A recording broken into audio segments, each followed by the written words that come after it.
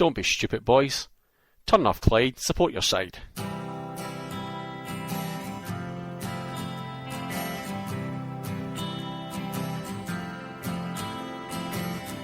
I would like to leave this city.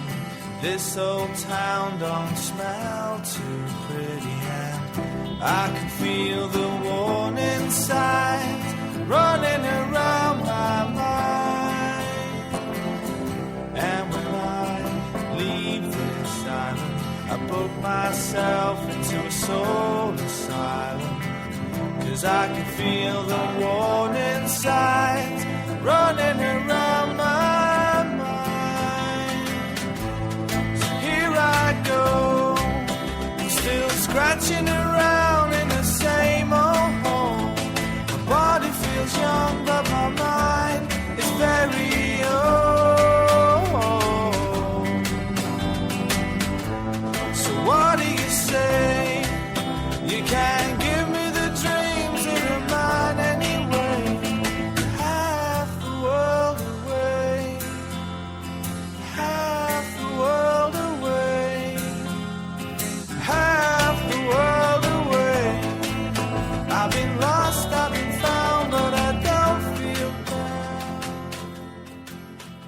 An extended family, really, but I think it all comes together when the Celtic support come together here for games, and I think the European nights are perfect examples of that.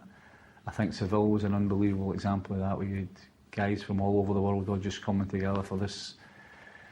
I think I've described it before as a cause. You know, once they come together, there's never any trouble or anything like that. They just want to support Celtic and give the right signals to people that what the club's all about, you know. And it's not been any different from me. I don't think I've ever looked on myself as anything other than a supporter who was lucky enough to get to play for Celtic.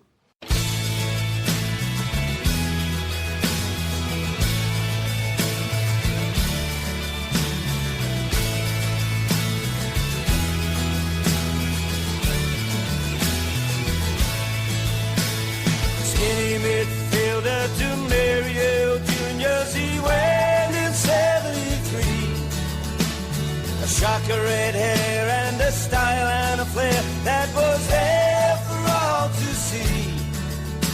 He played his first game in 75, 503 games for.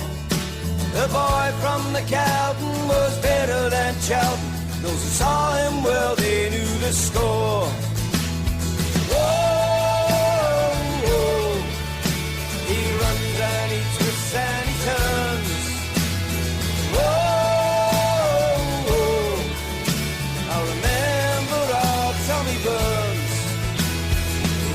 Kilmarnock, he got them promoted. Then a call from Fergus McCann. Come back to your hometown to manage yourself. It's time you know it's where you belong. His team, they played with passion, with the Canyon, Cadetti and Tom. A more gifted team you rarely see. Those who watch them remember it well.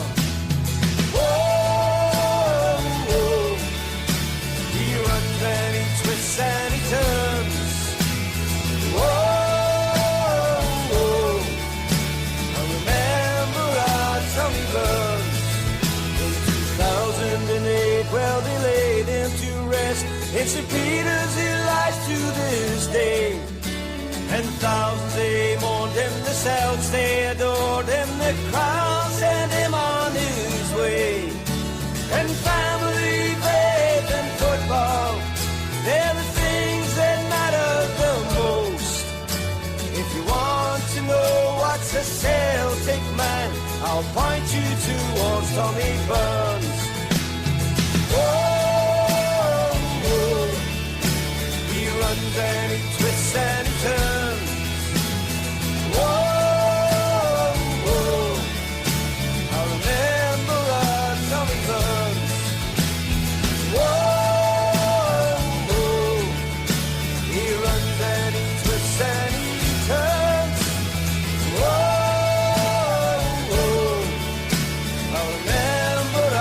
Tommy Burns, I remember.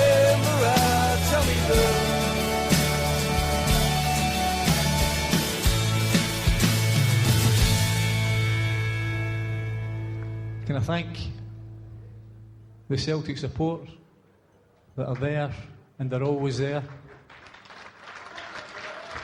for walking down this road of my life, which has been memorable. Can I thank my God and my family for being my reason, and they are all my reasons. Thank you. Tommy Burns, ladies and gentlemen.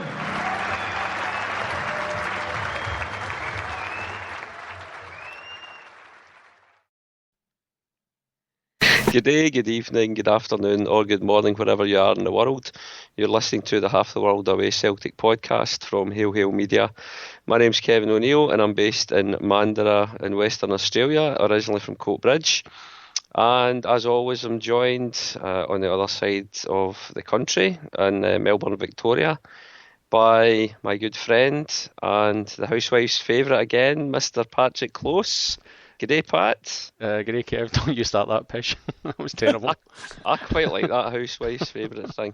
When you see Kev was, for anyone listening, Kev thought it'd be nice, really funny to tweet that sort of stuff out, saying I was a housewife's favourite. So, Pat, shut it, Kev. He is, isn't he, Martin? He's the Derek Beatty of the Half the World Away podcast. He is. He's got that kind of homely, kind of cuddly feeling look about him, hasn't he? It reminds me of a young Cliff Richard. One of those faces you just want to slap. So, anyway, how are you doing, Pat? Not bad, Kev. I was doing it right until about 30 seconds ago when I got introduced, but never mind. Oh, that's good. Well, also, you heard there the dulcet tones of Mr. Martin Kelly, again in Melbourne, Victoria. G'day, Martin.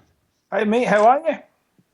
Not too well, Martin. I'm feeling under the weather, mate. Yeah. Under the weather. I have been all week with a bit of the man flu. I think I'm not exaggerating when I said I think I nearly died the other day.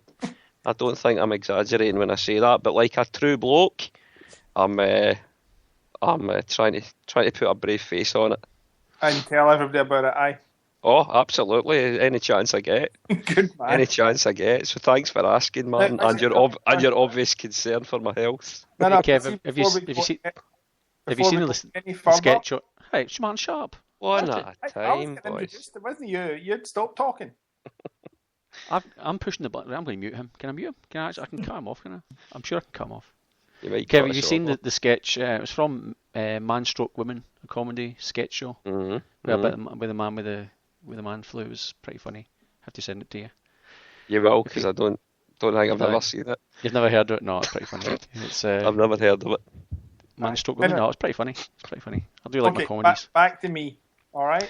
Before we start, last time, when at the shout out, I forgot to thank my wife and got in trouble for it. So, at the start now, heavens above. I would like to tell my wife, Lisa, I love her. There we go. Awesome. He loves you. He loves you, Lisa. See? That's good. So does that means you play back the podcast later on, so at least I can hear the first couple of minutes of it, and then she doesn't need to listen to any more of the crap? That's exactly how she feels about it as well. She'll get her mention in early, and it's all good. Yeah. Martin, why didn't you just tell her she got a mention? She'd never have known. Because what I do is I put it on in the morning, let the kids hear it. The kids are all chuffed that I gave them a shout out.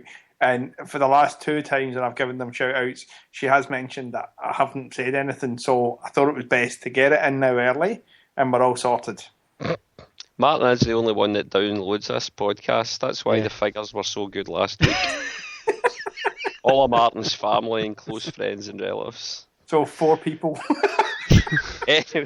Anyway, hello again, Martin. Now, waiting patiently as ever is our good friend up in Osaka, Japan, Mr. Liam Carrigan. G'day, Liam. Konnichiwa.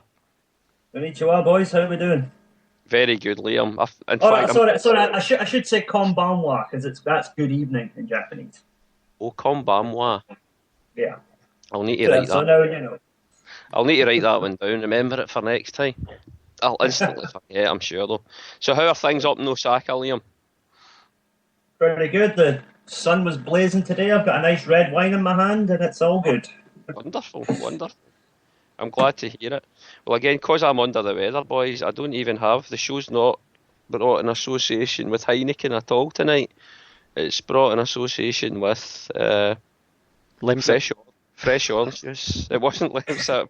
I had a Lemsip last night, though. I was going to have one. It's a fresh orange juice to get the old vitamin C up. So there you go. Now we'll start off tonight by, I suppose, just giving our the condolences out to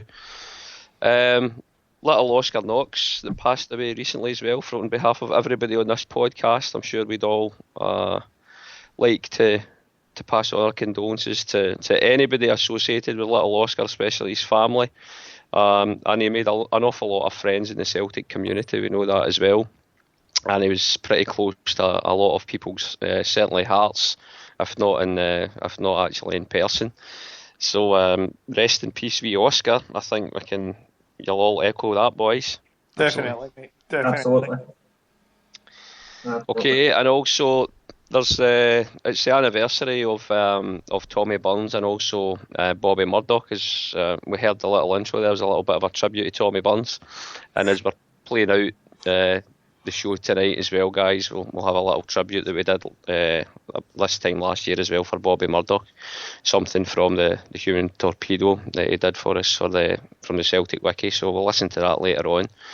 But yes, it's their respective anniversaries just now, and I guess thoughts are with those guys just now at this particular time. And also get well soon to Danny McGrain, who had a slight heart attack yesterday, according to reports. But according to reports today, and he's doing quite well and he's recovering and he's expected to get out of hospital today. So get well soon to Danny. Have I missed anything there? No, I think that sums up. That covers peace it to all. all those, and get well, Danny. Which is another. I mean, it's again. We'll probably come on and talk about the assistant coach down the track, but I wonder where that leaves Neil Lennon, because you're talking Mialby going, and who again, I hadn't actually thought of it that way. You just think of an absolute superstar of. When I was growing up, when I started going to the games, Danny was a mainstay in the team. You just don't think of guys like getting sick. It's quite bizarre. He's been there all the time, so. Yeah, it's little things like that. I mean, I think he's 64, Danny McGrain now, but I don't think it's anything too serious. I think it did say in the report it was just a slight heart attack, but I've not read anything to the contrary. But he's apparently making a good recovery, and he should get out of hospital today. But yes, just makes you think, guys. Makes you think. Another living legend that we've got, Danny McGrain. And hopefully he's still around for a long time yet, employed by Celtic. Now, Kev, there was another. I sent you guys. I don't know if you had a chance to read it, but there's another re-anniversary yesterday. Took place, and it was the game, my first ever Celtic winning championship or league decider that I ever went to was in 1982. It's the 15th of May 1982, and it was against St Mirren. And if you go in and read the things about it, it was. Everyone sort of talks about the St Mirren Love Street and all that sort of stuff. Well, this was the equivalent of it. So Celtic had to win the league. Aberdeen had to beat Rangers and all that sort of stuff on the last day of the season. It was, and even as a wee boy, I can still remember, the place. It just felt as if it was packed out, but I don't think the crowd was actually that big. But I was reading I just reading through it, and some of the players, some of them you would recognise, Kevin, Paddy Bonar. So here, this was the Celtic team. So Celtic beat. So the story was Celtic had to beat St Mirren at home on the last day of the season, and Aberdeen had to beat Rangers by at least 5 goals. So this is, again, what age would Aberdeen? Had to been sort of 11 years old, I think, at that stage. So Aberdeen were 4. This was 1946 season you're talking about here. 1982. So Aberdeen were 4-0 up at half time. They had to win by 5 goals, but if Celtic won, they win the league. If Celtic drew and Aberdeen win by 5 goals, then they'd win the league. So Aberdeen are 4-0 up against Rangers at Pittodrie at half time. So I don't think they actually scored any more goals from memory. But anyway, so in the end, we win. We got George McCluskey. So the Celtic team, right? So Pat Bonner, Danny McGrain, Mark Reid, who you say you don't remember, Kev. Mark Reid left back. Oh, I mean, I definitely remember him, but I don't physically remember him actually playing or seeing him playing too many games. Yeah, I still remember him quite fondly as a left back. I thought he was a pretty good player. But anyway, so Roy Aitken then Tom McAdam in the middle, the midfield. You're talking, so the midfield would have been McLeod, McStay and Burns. Still, I reckon, one of the best midfields ever, but anyway. Then you had Davy Provan, George McCluskey and Danny Craney, if you remember Danny Craney. I do remember Danny Craney. Yep. He came in for, I think it was kind of the replacement for Charlie Nick for that one season. It was only one season, I think he did well, from memory.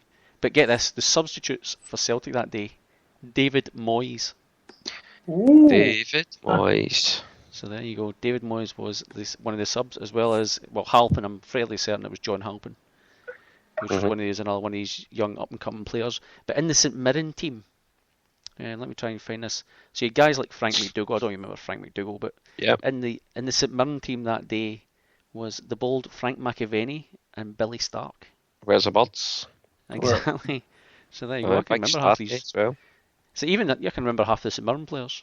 Tony Fitzpatrick was there, and so Frank Billy McDougall. Thompson, was that not the keeper? Billy Thompson. Billy Thompson, yep. Who would never play a game without tracksuit trousers on. If you remember, never ever played a game without tracksuit trousers. And a guy Gardner Spears, I don't know if that name rings a bell. I think he's doing sort of well as a coach. He was a Clyde manager at one point, was he not? Yeah. Well, he was from Airdrie. My brother actually was on trial with St Mirren for a fair while, and Gardner Spears and him used to travel through from Airdrie to play. And the coach at that, my brother was on trial with St Mirren with Gardner Spears, and the coach at the time was Alex Ferguson. There you go. There you go. Anyway, he never really did it, did he? No, he didn't. He didn't. But we can give him a job soon. We'll talk about that a bit later. So there you go. That was another wee. On. That was another wee anniversary that day. But anyway, Celtic won the league that day. It was one of those days. It was just like Love Street. Because it was longer while back, and there was no TV. Well, I think it was TV there, but not quite get the same publicity. But certainly a big day for me. Still, you can get the football program from it. So there you go. Good on you. I must admit that was. I don't have the recollection of that particular game part. Albeit it was. I reckon I was. What was I at the time? 9 or 10 maybe. But I don't have the recollection. I think the reason I could remember the 86 anniversary so fondly was because it was, I think, as I'd said on the last show, there was the TV highlights that I had recorded on Betamax and must have played over hundreds of times, I suppose. So that was ingrained in my memory. But that was maybe just a little bit too early for me to recall anything. But good nonetheless. I can even remember, Kev, because we used to go to the Rangers end, the old Rangers end at that stage. And it was usually sort of stand just on the jungle side of the Rangers end. And I can remember when the final whistle went, and me and my cousin, Brendan Riley from Plains, up in Plains, just past the Airdrie. So I'm fairly certain, I think he went on as well. We went on to the sort of Ash track. And I remember, I'd only just started going to Celtic games. Bloody hooligan. 2 months before it. I know. Ran onto the Ash and just cacked myself, Ran between those little blue cars. Remember these little things? Oh, I do remember them, yes. I don't know what they're called, but those little blue cars. Aye, like the little Reliant Robin things for disabled people. Exactly. As they were. Yes. So I remember sort of dodging between them, running on. Didn't get to the park, got to the Ash bit, and just cacked myself and ran back off. So back to my uncle. So anyway, see, that's why you're the housewife's favourite. You're only a semi hooligan. Wouldn't go and break rules. That's why he's a good boy. That's it. He got down as far as the Ash and then crapped himself. Yeah. That's a good upbringing I had, Kev. Good upbringing. So anyway, exactly, mate. Exactly. Anyway, this isn't a podcast about my upbringing, Kev. No, it's not, but it is about Celtic, and that was about Celtic, so this is good. We're off to a blinder. Now we're champions, boys. Woohoo! Oh, officially presented with the trophy on Sunday there, and I don't honestly want to talk too much about the St Johnstone game, which has happened since the last time we had the show. I'll tell you one little story about that though. I had thought we had won that bloody game 3 because I didn't set alarm to get up to watch it because I was up early for work the next day, so I needed my beauty sleep, of course. And I'd just checked as soon as the alarm went off in the morning. I was actually on Facebook and I saw those goal alerts that you get from Celtic, and I'd noticed it was Celtic have equalised 1 each, and then it was 2-1 and 3-1, and it was quite late on in the game. I thought that's outstanding. So it goes to, I didn't check anything else because just went off to work quite the thing, thinking we'd won 3-1. Yeah, beauty, we're still on for the 100 points. It's only when I came home that night onto Facebook again, and one of the boys in the Mandara CSC had put on the goals, and there was something along the lines of six goal thriller as St Johnstone got a draw. Oh, I was gutted. I haven't been so disappointed in a bloody game for ages that I hadn't even seen. Needless to say, at that point, I didn't drag myself to watch the highlights because I was just annoyed.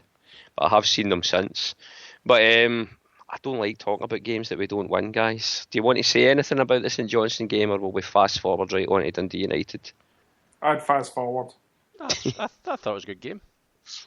It is if you're I would just say St Johnstone are very impressive. I would say that they're a very, a team with basically no stars apart from that young boy Stevie May, and they really they put on a good show for a team of very limited parts, Mm-hmm. The credit for it's due. Well, the guy because obviously May went off at half time, and I can't quite remember the guy's name, sort of dark-haired guy. Michael O'Halloran? Michael O'Halloran, that was the one, yeah. And Celtic player. Was he a former Celtic player, was he? I think he still is. Actually, I think he's only on loan to them. Nah. Right. No, I don't think that's right. He certainly was a Celtic player. I know that. Because there was something in the commentary about signing. They signed him, in January or something. Okay. No, I'm sure. I don't think that's right. Maybe he was at one stage he played for us, but he done it right. I mean, what the hell was that? What was that? It's not a train. It's Liam's toilet. Christ. No. We'll come on to that later. Not literally. Not literally. The amount of times we say this in the podcast, we'll come on to that later, and then we never ever do. Anyway. Somebody take a note. Anyway, so he come on. He did all right. He sort of led the line pretty well. So obviously, like as Liam said, they've kind of got one star in the team, which is Stevie May, and then he got clobbered out by Ambrose, I think it was. Mm-hmm. The old studs down the front of the shin and stuff. But I don't, from what I could see, I don't think he actually wears shin guards. I'm sure he actually, when he pulled his socks down, there was no shin guard or anything there. He's literally. Man. I'm sure he didn't, because which is, to be fair, it's his own fault for not wearing shin guards. If they'd half pair of, even flipping cheapo shin guards, he wouldn't have had that injury. So, but they weren't going to take any risks, with the Scottish Cup coming up. That's their biggie, Never been there before, never win it. Obviously, haven't been there, but so they're not going to take any risk of losing their star man for it. So I don't think they played. They played a game after. I think it was at Inverness or something. I don't think he played there either. But that guy, what did you say was O'Halloran, was it? O'Halloran, no. Yeah, he did all right actually. Good player, he is a good player. Yeah, so we gave our defence a bit of a time, and then Kyle with the flipping penalty. I was flipping raging. I don't know what that guy thinks sometimes. I just get no idea. Just shake my head. He's going through. I mean, I'm not saying the defenders had him covered, but I mean, I think they missed the penalty. That was in the first half, wasn't it? That was when Zaluska saved. But yes. Really, there was just no need to lash out at the guy. I don't think the ball was there to win, and defenders, they were backing off and stuff like that. But flipping out, you put your trust in them, and then he comes in with some stupid flipping tackle. Anyway, he might be the one for the off. But again, we will come on to that a bit later, I reckon. But what do you think? See the equaliser right at the end. Once we thought I suppose after being 3-1 up and then they pull it back 3-2, it's a little bit nervy at the end, and they were pushing forward for an equaliser, obviously. But I thought the last goal, it was. I'm not so sure that if Big Fraser Forster was in goals, it would have lost that goal. I don't think I'd fully blame Zaluska, but I don't know. He did. His penalty save was very good. It wasn't a great penalty though. So it wasn't a great penalty, no. But I mean, you still got to.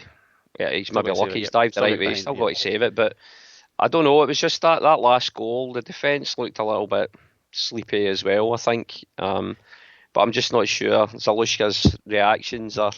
They certainly won't be as sharp as they would be if he was playing week in, week out. But I was just thinking to myself when I saw that goal, if Big Fraser was in there, would it have been a goal? But see, it was a funny kind of cross from what I remember. It was basically like there was only one way to get the ball between Van Dijk, and it must have been Effie.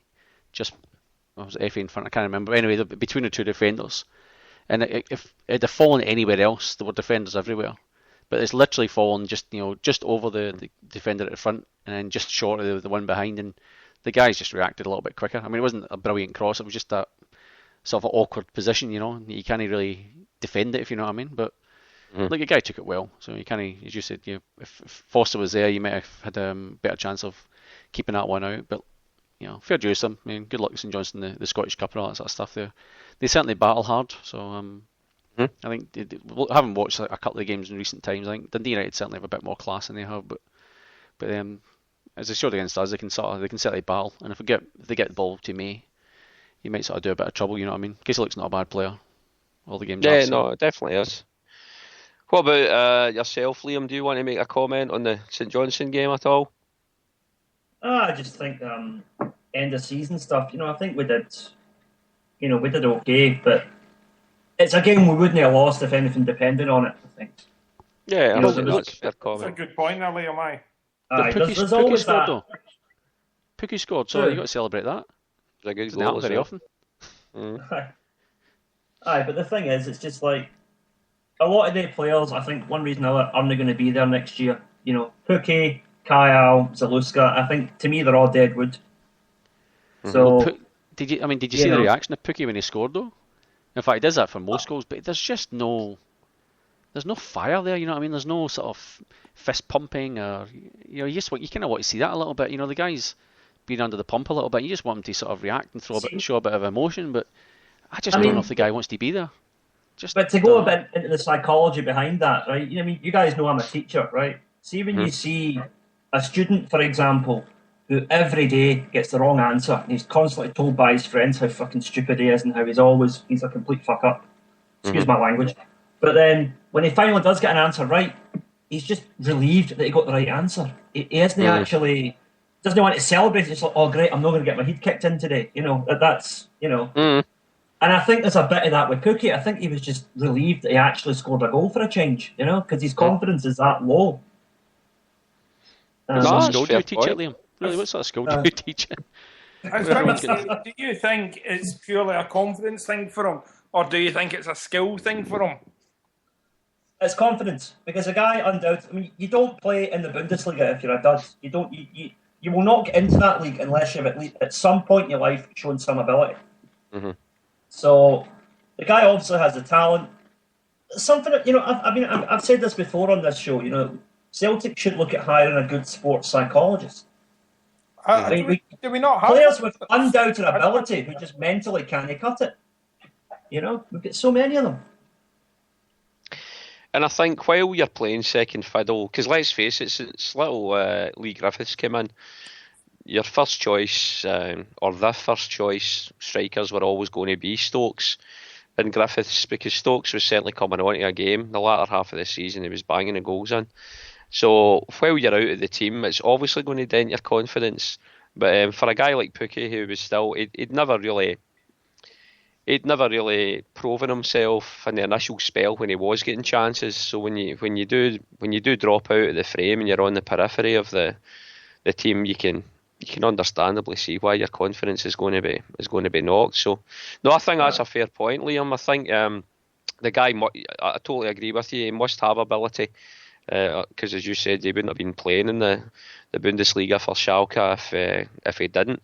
And you have seen little snippets and little signs of it. He has. I'm not sure how many goals Pookie did score or has scored since he came to us. I mean, it's not quite the Harold Bratback level, but he scored a few goals. But he's I think his goal the other night was not too bad. Very Harold Bratback's another example. You think about it, he was banging him in for Rosenborg, then we signed him. He was fish. Then he went back to Rosenborg and continued banging them in until he retired. That's right. Yeah, I think some signings just click. Some just work. Yeah. You think of Griffiths. I would agree with that as well.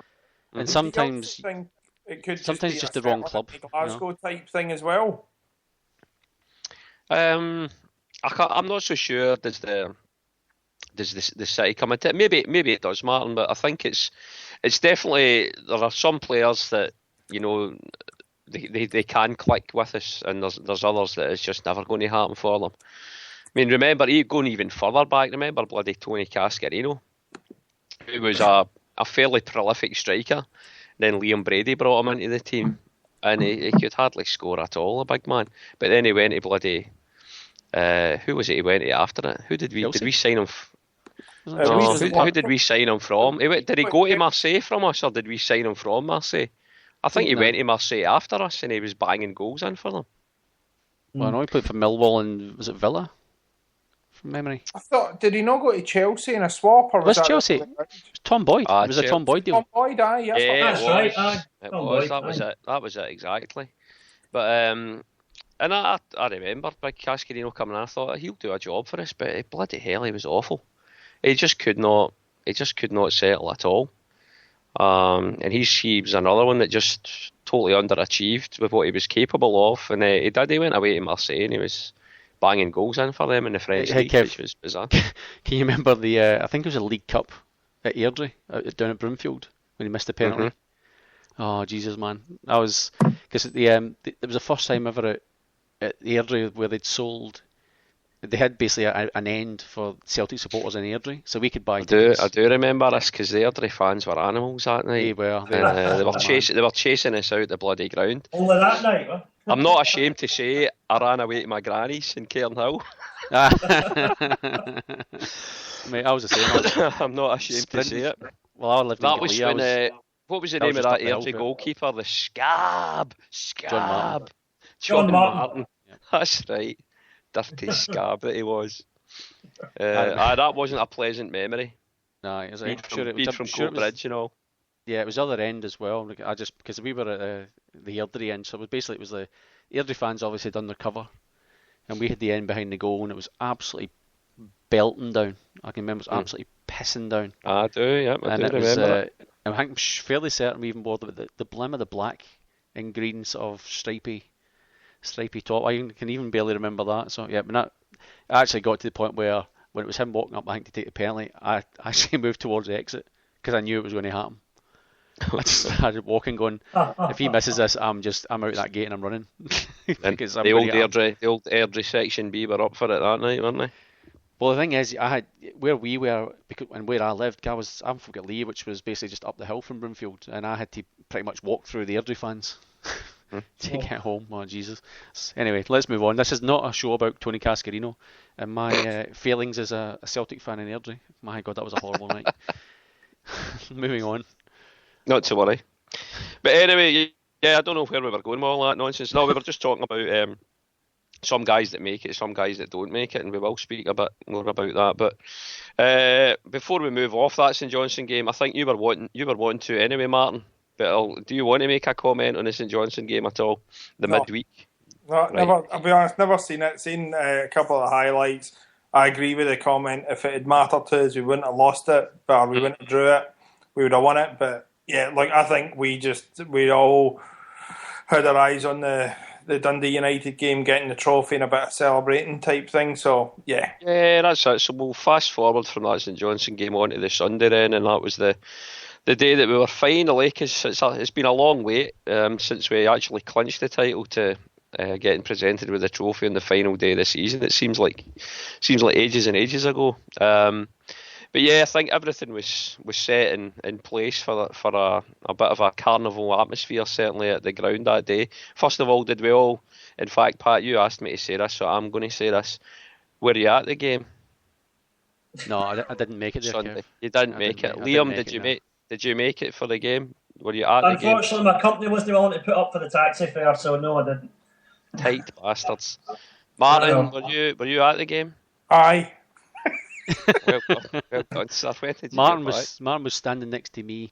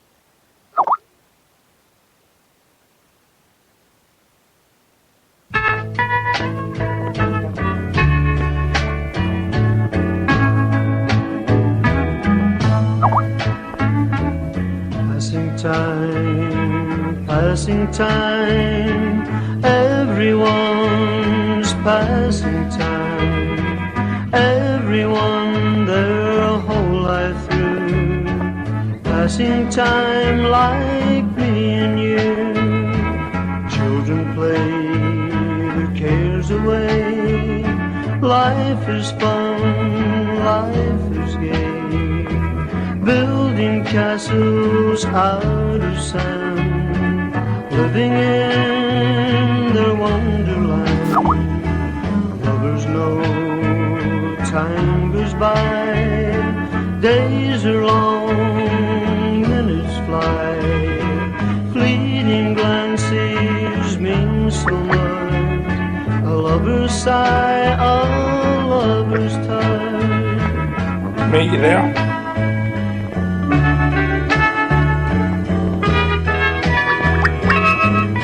There.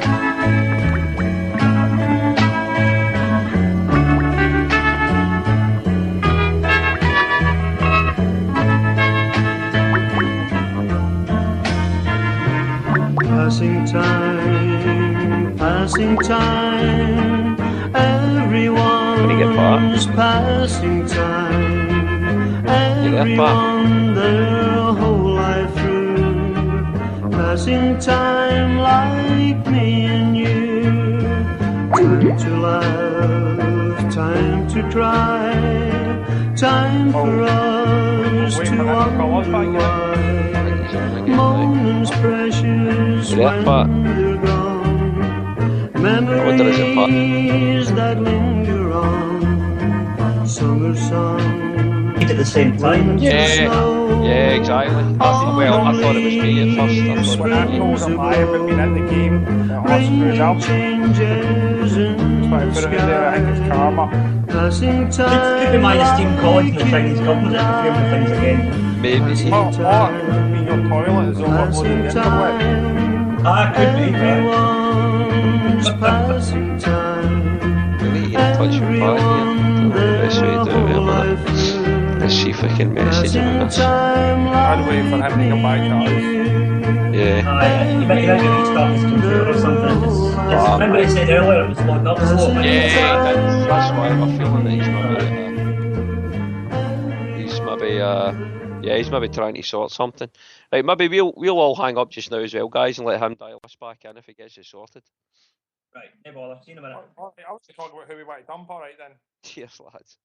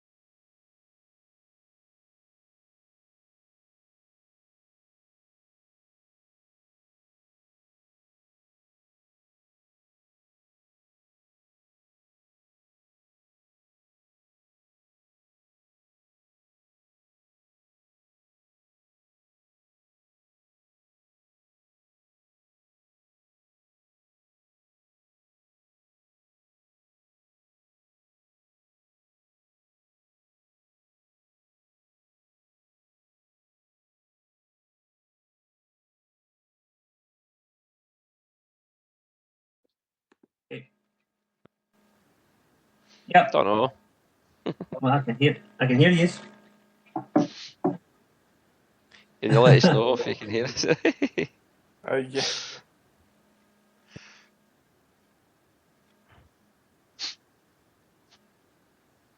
We were chatting anyway. Right, let's cover off. We'll come on to that in a minute then, Mark, what we were talking about while we were off air. But in terms of the Dundee United game then, the question I was asking before everything went quiet was, did we all manage to see the game anyway, so we can comment on it, I suppose? I saw the game. I thought it was, to me, a typical end of season party. We did what we had to do to get enough goals in. Actually, I've got a question of, boys. I would have thought the Dundee United keeper should have been sent off for the penalty incident. Does anybody else think that? Like, foul in the box and taking the last man down, or taking? I think it would have been a bit harsh to send them off. It was a definite penalty, but I think usually with that ruling, it's when you are the complete and utter last man. I think the angle that was at Martin as well, there was defenders coming back to cover, so I think it would have been pretty harsh if he did get sent off for it. The penalty's punishment enough, I suppose, in that kind of situation, but that's just my view. Oh, look. All right, excellent. You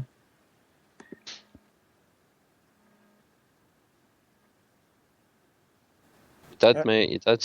You did.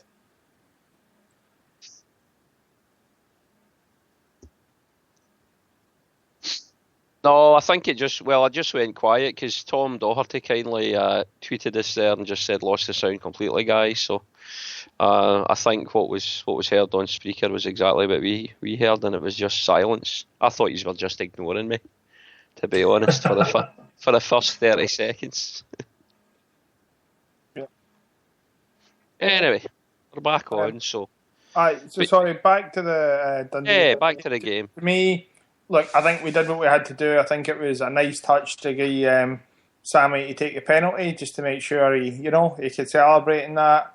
I think everybody's mind was on let's just get this over and done with. I think Dundee United didn't want to get injured for the cup final, so I think it was it was more about getting the trophy for us than it was that was what everybody's mind was on. Yeah. But I think we did all right. I think we played well and we got the job done well. So yeah, Dave, what does everybody else think? Liam, what about yourself? Where did you watch it first of all? I just caught the highlights on. I managed to somehow get tapped into BBC. I got the highlights, but yep. But for what I saw, I just thought for a last game of the season, which has traditionally been not very good to watch. A meaningless game essentially. We've won the league. They want to save themselves for the cup final. I thought it was a really entertaining game. I would agree with that. Circumstances of it, Yep. For an end of season game, definitely one of the better ones. Mhm. Pat, where did you see the game? Were you watching it in Pint on Punt? I wasn't there. Can you guys hear me? Because I think my thing just went skew with again. So I went to watch a Pint on Punt. We had not a bad crowd actually. 40 or so for late on a Sunday night, which wasn't too bad. But as Higgs has just said in the chat room, I didn't know he was from Melbourne. Yeah, it's just kind of dawned on him, but he watched it in Pint on Punt as well. And his quote, and I quote, "That's a bit of a madhouse on a Sunday." So there you go. And he's not far wrong. Oh, Martin, can I tell him a story about Brian's about Andrina? Oh, aye. Yeah. Aye, all right, let's go for this. So this shows the class. Let's sit on it right now. Yeah, this shows the class of the establishment where we show the game. So it's Pint on Punt, which is in the Windsor area. So it's just the sort of north end of St Kilda, and so there's a lot of Irish backpackers and Irish people hang around that sort of area. So because St Kilda's kind of one of these. It's just a busy place. There's always something happening in St Kilda. So that's kind of where when people from Ireland come over, they tend to hang out, or the young people down there. So the place is flipping nuts. This pub is it's mental. No other way of explaining it. So Sunday night, I've rocked up thinking, I'll probably be empty late on a Sunday night, sort of 9:15 kick-off Sunday night. Walked in and you couldn't, it was flipping wall to wall. You couldn't move. Thinking, oh Jesus, just full of Irish people. So anyway, so my mate's a friend of ours, so Brian Kenny and his wife Andrina, so they're from East Kilbride. So Brian's wife, she goes into the toilet and stuff like that. She said she's sitting in, obviously doing her business, and there's two other chicks in the toilet having a chat, and one of them's going like, I can't believe I've put this underwear on, and like you can see right through it. Look at my trousers, you can see right through it. You can see the visible pant line and stuff. So our mates turned around and went, hey, do you want to take my underwear instead then? And they've swapped underwear in the pub. That's terrific. Oh, God. You say that as if it's an uncommon thing to happen, Patrick. Have you never swapped your undercrackers with a bloke in the cubicle next to you? I'm about to say, what was funny then, me and Pat did the same about half. And I'm still wearing them. So yes. Right enough. Classic. Oh dear. We just shaking our heads going, oh Jesus. So anyway, we did try and we tried to get Angelina to point them out to us, but she was having none of it. A bit too embarrassed. But anyway, that's. Can you beat that? Game. Can you beat that, Kev? You don't get that kind of riff-raff and Friar Tucks, mate. Lucky you. Back to the game. I enjoyed it. It was in truth, it was one of these kind of. It was just a good atmosphere, like in the pub. That was, everyone was singing. The place was flipping rocking. You could see all the sort of security guys coming up, taking a second look, going, what are these guys up to? But it was Melbourne's answer to the Green Brigade down there. They were on flipping tables, and it was taps off at one stage and everything. It was hilarious. That's good. Well, it's kind of like that in our place. See, when you get, and it's the same kind of bunch of guys. They're off their rocker. They're a really good laugh. They're just off their rocker. So, when they got involved, and the singing was starting before the game even started. So, all the normal chants here, the Celtic. So it was basically one guy, horse as you like, good. Yeah, just doing all that stuff. It was just, it was hilarious, just good. So it was kind of in a way, the game was a bit of a distraction because it was just a good laugh. If you know what I mean. It was just one of those nights. There was nothing really at stake, we'd win the league and all that sort of stuff, and just having a chat with mates. It was just it was really. You're wanting to see you score a couple of goals, win the game, and just get the trophy, aren't you? Pretty much. You just want to see a decent performance, and look, to be fair, I mean, United have got a Scottish Cup final, as I said, and I don't think they were really trying that hard. I think they'd be happy if they got a point or something from it, but the fact they even had probably their best midfielder was sitting on the bench.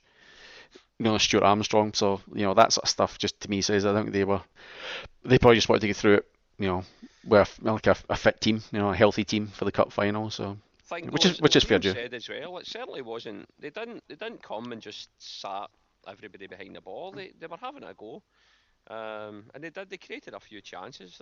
They had a couple of chances to take the lead in that match as well. Actually, there was one I can't remember a guy that skied it over the bar. I think it was from a corner and Forster pushed it out to the guy and he followed in on it and skied it right over the bar from a couple of yards out. But they did have a couple of chances. They certainly weren't coming sitting back. McNamara's got them playing some good football. He has. Yep. I mean, we had as well, like with Noah Zagiri there, with Twarzik. Playing at left back, I think, with that goal, actually, wasn't he? Yeah, he was. You could just see he's obviously there to try and to prove a point, and what sort of player he is, and sure enough, that flipping thing happens. You just look towards the sky. You felt for the guy, young player like that. He just wants to put on a good show, and basically don't make a mistake and get off the park, And it's sure enough, the ball's bounced off him in the net, so not much the guy could do about it. But like he seemed to do all right. In truth, I forgot. Izagiri wasn't even playing, but I say it was probably just because we're talking to everybody. It was a good laugh, you know what I mean? So you kind of turn around and you go, oh, jeez, I didn't know he was playing. But I mean, I don't know if his performance was that great. I think his brother's just been released as well. It was one of the young guys that got released during the week. So is that Philip? Philip's he's the one that was playing. It was Patrick was the one that got released. So he's gone ski. So not the other way around? No, it was Philip that was playing. Fairly certain. Philip Swarzik. Yeah, Philip was the one that was playing. As well. No, Patrick was. I'm fairly certain Patrick was the one that got let go. So, but anyway, so yeah, I enjoyed the game. It was a good laugh. So What about what's your thoughts on the Lee Griffiths goal that never was, when it was still 0-0? There was an offside. I think it was it Johansson? Johansson slid the ball through it. Yeah. And even when you saw it at the time, I thought that's very tight. But then when you saw the replay, he was bloody in line. There was no. He was offside. He was. Kev, do you think it's one of those where, as it's played, as it's played, he started to run? So you're right, on slow motion, he is onside, or he's on line. But by the time the linesman actually looks at him, he's already through, and he's not going to take a chance and stick a flag up, basically. Well, I think it's that one when he's in line with the defender, but because Griffiths is between the linesman and the defender, the linesman's probably just called it and says, he's got to be offside because I can't see the defender there. But I mean, he is in line with the guy. When you see the replay, it's from the other side of the pitch, and you can clearly see that Griffiths is in line. He wasn't offside at all. Yeah. So again, it was lucky it wasn't a crucial match changing or season changing decision, because that's one that would have been a little bit upset about had it affected something else in the season. But yeah, thankfully we got the goals anyway. That was at the time we were starting to put a little bit more pressure on. You kind of got that feeling there was a goal coming, because just shortly after that I think Commons had a chance and hit the side netting, and then we got a goal. Stokesy put us ahead as well, and then that penalty settled things down a little bit. But yeah, all's well that ends well. We won it comfortably in the end, I think, and it was a good game. It was pretty entertaining. I watched it with the Mandurah CSC down in Friar Tucks here in Mandurah, and we were commenting on the way down to the pub. It was the first time that we'd all been together at a game down in Friar Tucks since the 16th of February was the last time that Setanta in Australia showed a Celtic game at a reasonable time that we could actually go to the pub and watch it. I've been slagging Setanta Australia for ages, not just in this podcast but all over Twitter as well. I have a nice little fight with them every now and again on there. But their coverage has been shocking really this season. But the couple of games that they have shown of Celtic since February and Sunday they were the midweek games. That St Johnstone game was one that they were showing, and I think there was another very early in the morning game, so it's not really practical to get Ray up to open up Friar Tucks and give us a bit of a lock-in or something like that at 2:45 in the morning or whatever. But no, it was good. We had for the Mandurah CSC, it was a fairly decent crowd for a Sunday night game. If it was a Saturday night game, we probably would have had a few more there, but there was about 17 of us down there, which I was quite pleased with. We had a decent we had a good laugh, with a few drinks as always, of course, and a bit of a sing-song. I don't think it was quite as rowdy as Pint on Punt part, but we managed to make a little bit of noise for the locals that were in as well, which was pretty good. And yeah, we saw the presentation on Setanta, which is good. The over here, just for those that don't know, when a normal game finishes over here, there's no after-match analysis or anything like that. It's basically game finishes, and then it's you're away to the adverts, and the next programme's coming on. But thankfully for this trophy presentation one, we got to see the trophy presentation for a while, which was quite good. So yeah, it was good. It was one of those ones, as we said earlier, the season was wrapped up a long time ago, but it's always nice trophy presentation day, especially when it's Celtic Park to get it. It just makes it all that little bit sweeter, and we've got to appreciate these moments, guys, because we're living in good times right now. We've got to remember the bad old days as well. Where there was a lot of us lived right through the bad old days, so we shouldn't be complacent, and we should appreciate every championship we're winning. It doesn't matter what anybody else says about Sevco and we're not getting challenged enough. I think I'd read somewhere as well that apparently the attendances were up this season in the top league. I don't know, was it all over Scotland or was it just the top league? It was only a headline I read, but so much for Armageddon anyway. And again, if you were to take us out of that league, it's quite a competitive league. There was a few teams, every team, I think we've said it on here before, every team in that league on their day is capable of beating any other team if you take us out of the equation. So I think in terms of the football that's been served up or dished up this season's as good as we can really expect, playing in the Scottish League, yeah, that's for sure. But all in all, great little night on Sunday night. Unfortunately, that was then rounded off with I had some good old gastro following that, and then it's led straight into me with the man flu. So since then, it's not been that great, and I've not had the opportunity to quaff any beers. But hopefully I'll get rid of this, and tomorrow I can maybe have a few little Heinekens again to celebrate. Nice. I was thinking, just when you're talking about, it's competitive with take us out of the league, and it's a competitive league. I don't know if you heard, if any of you listening, there's the Scottish Football Monitor do the odd podcast now and again, and they had one with Turnbull Hutton from Wraith Rovers. Yeah, if you haven't listened to it, it's pretty entertaining stuff. So I forget the guy who does the interviews, but he's a Celtic fan. So he's interviewed Turnbull Hutton in his house, and it was a really interesting bit that kind of made the ears prick up a little bit. And he was chatting about the one horse race thing, and he goes, why it's the league's boring and all that sort of stuff. And he goes, look, see for a club out with Celtic or Rangers, it doesn't matter if it's a one horse race or a two horse race. It does not matter. It makes no impact to them as a club whether it's a one horse or two horse race. So don't think this whole thing about Scottish football is a meltdown and stuff like that because of Celtic have run away with everything. It goes because out with those two clubs, it doesn't matter. He goes, in fact, it goes the other. I'm sure it was him that said it goes the other way in the fact that everyone else has got half a chance. So if you get a chance to listen to the Scottish Football Monitor, if none of you actually go online and have a look at it, it's a TS. Oh, actually, I'll bring up TSFM. Is it .org? Give me a sec. Yeah, so www.tsfm.org.uk, and it's called the Scottish Football Monitor, and you'll find a link on there for the Turnbull Hutton podcast. So it only goes for like 45 minutes or so, but very entertaining stuff from the bold Turnbull. Is that you cleaning your throat there, Kev, are you? Yeah. There he goes. That's it. Get in there. Oh, beautiful. Yeah. We all class. We all like Turnbull Hutton for sticking up against the Huns, I think, don't we? Absolutely. Well, he was one of the few that did it, and actually came out public and and said something against them. Celtic didn't do it, and lots of other clubs didn't do it. So fair dues to the guy. Right. Yeah, showed a bit of balls.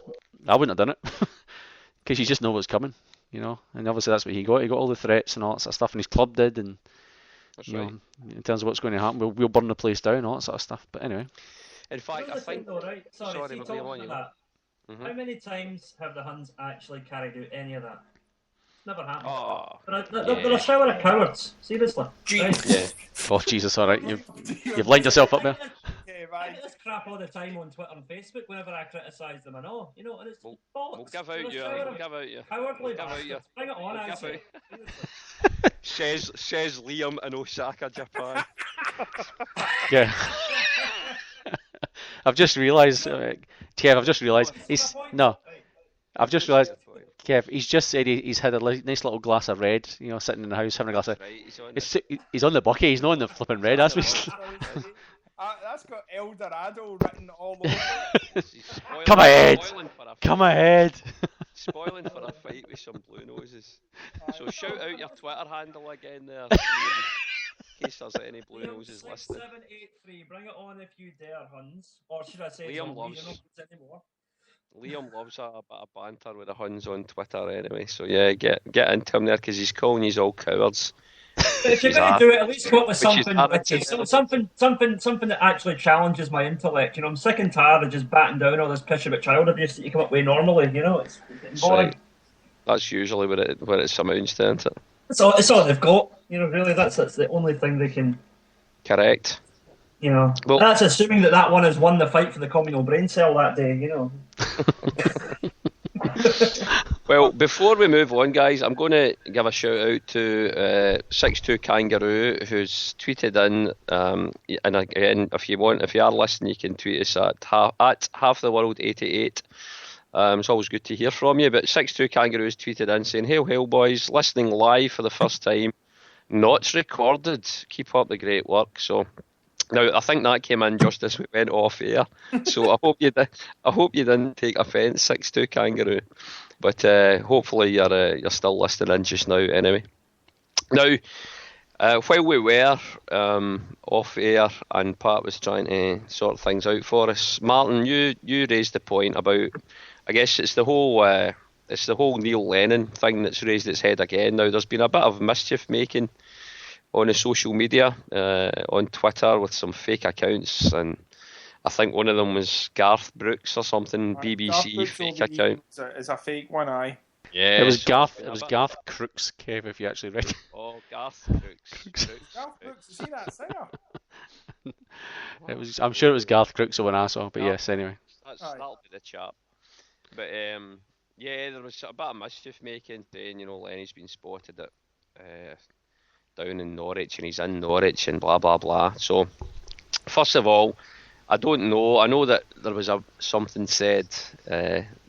Lenny's come out and basically said that he's planning. All his plans are just now. He's taking a break and his plans are firmly on, getting us into the Champions League and looking forward to next season. But I mean, what are your own thoughts on it just now, guys? Is there a chance that Lenny has managed his last game in charge of Celtic? Is he going to go anywhere? Do we want him to move on? Do we think he's done as much as he can?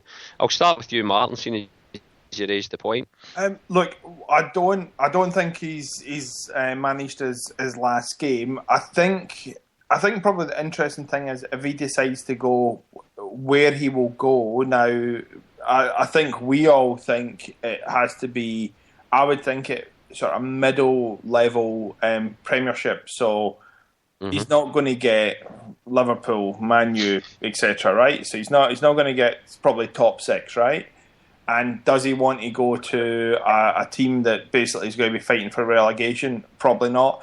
I just don't know in what esteem Lenny's held down south. Like, okay, he's done it in the Champions League, but he's done it over a couple of seasons. I would think, if he can get out of the Champions League group stages this year, that will then sort of put him, because of last year's bad run, or if we were to go out of the group stage this year, not get through it, and then go on a good Europa Cup run, I could see that putting him in good stead down there.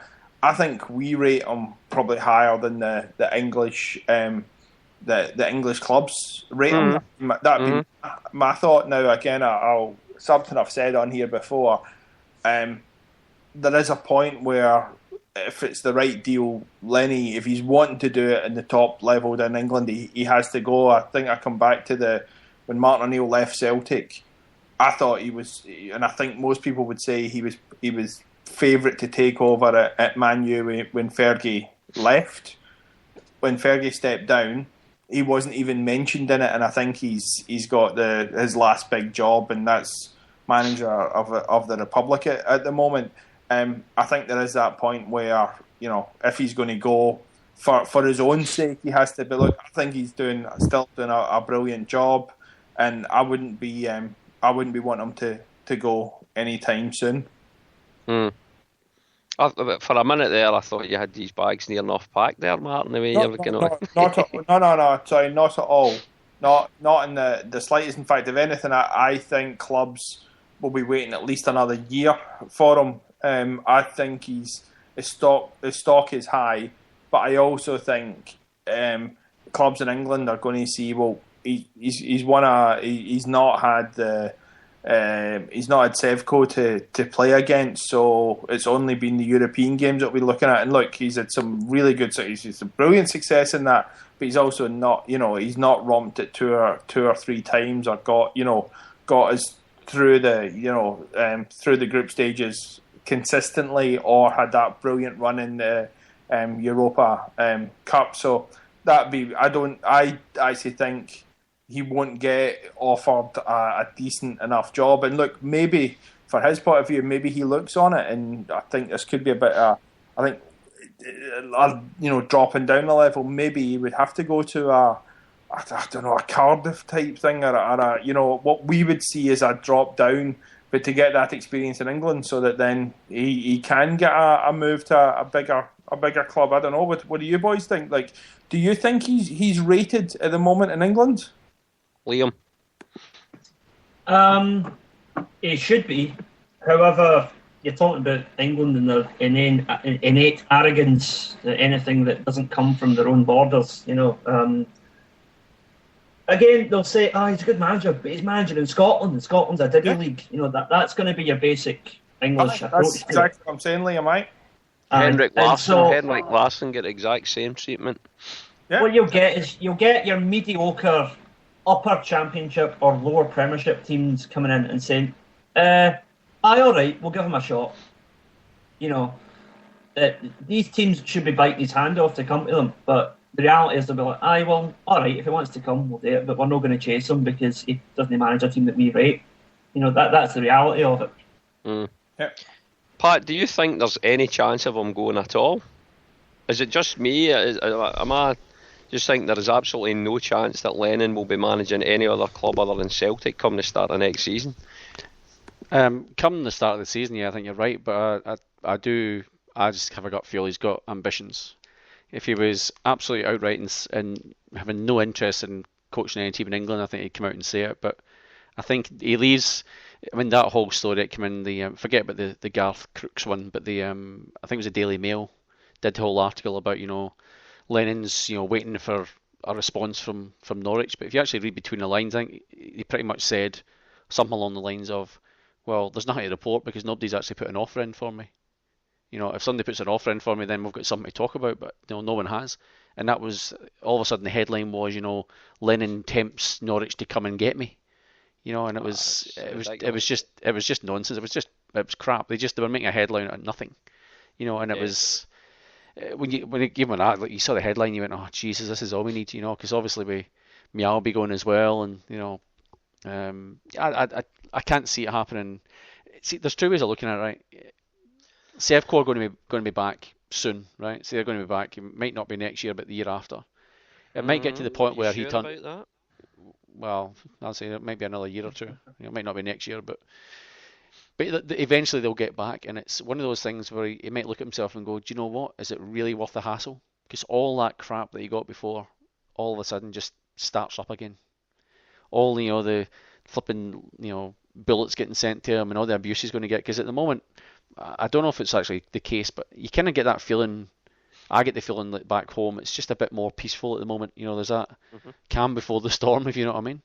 And we're playing different leagues. There's that whole the big sort of the tension between the two sides kind of isn't there, if you know what I mean. But when they eventually get back, I mean, even if it's a cup competition or a cup game next year, that is going to be so built up, man. It's just, and it must take its toll on you. You must get to the point where you go, like, this just is not worth it, and you just want to walk away. So I don't know where he would stand, Could you see him saying, I want to smash them?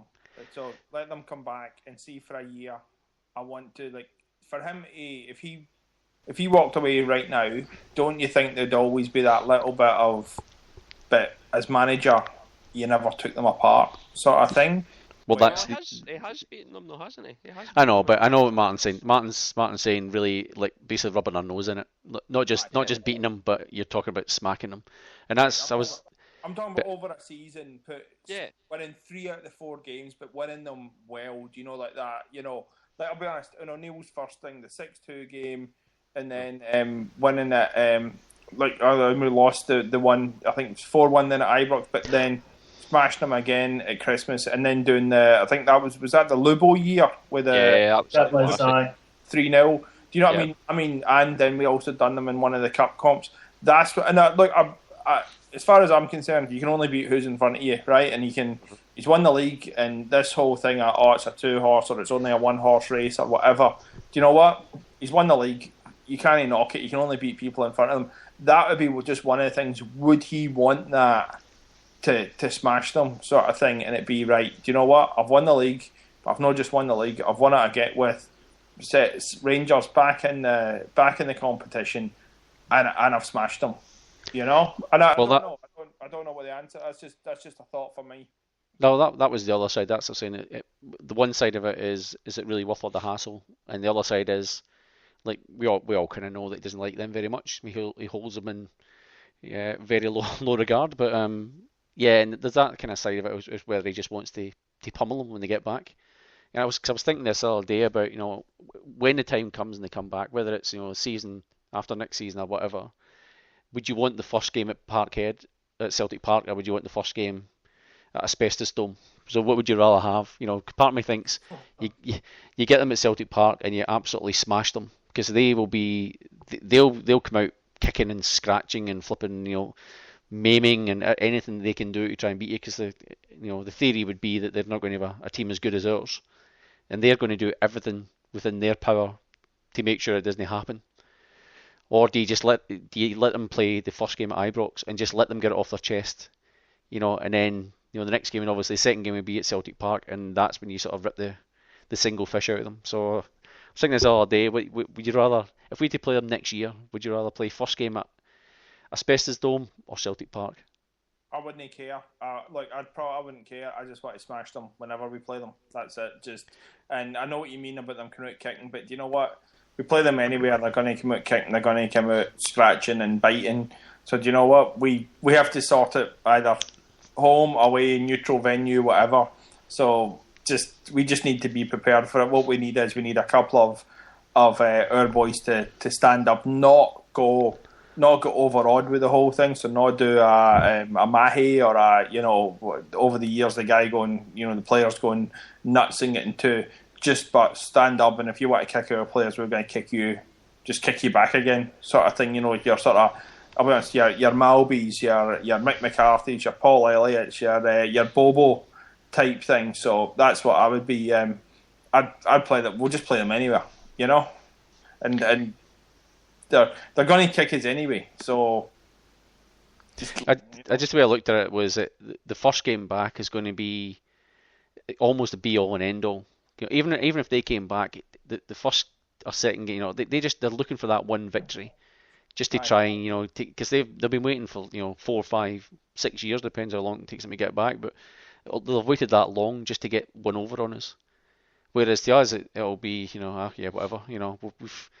We've done so much when you guys have been away. It doesn't mean as much to us. So anyway, it was just a thought I had sort of the other day. There's merits for both. There's a couple of points I'd add to that, if you don't mind. First of all, I think, see if you look back at history, when there's been times when we've been up and they've been down, and they've been down and we've been up. Mm-hmm. And I'm sure this has been mentioned somewhere before, but if you look at it, there's a lot more inferior Rangers teams who have beaten Celtic than inferior Celtic teams who have beaten Rangers. If you look back on it, in one-off games. And that tells me something. It tells me that they've always hated us far more than we've hated them. Mm-hmm. The hate seems to be a driving factor in how they play Celtic. Mm-hmm. It's always been that way. And Liam, does it also mean we've wanted to play in a certain way? We've wanted to play good, attractive, passing, quality football.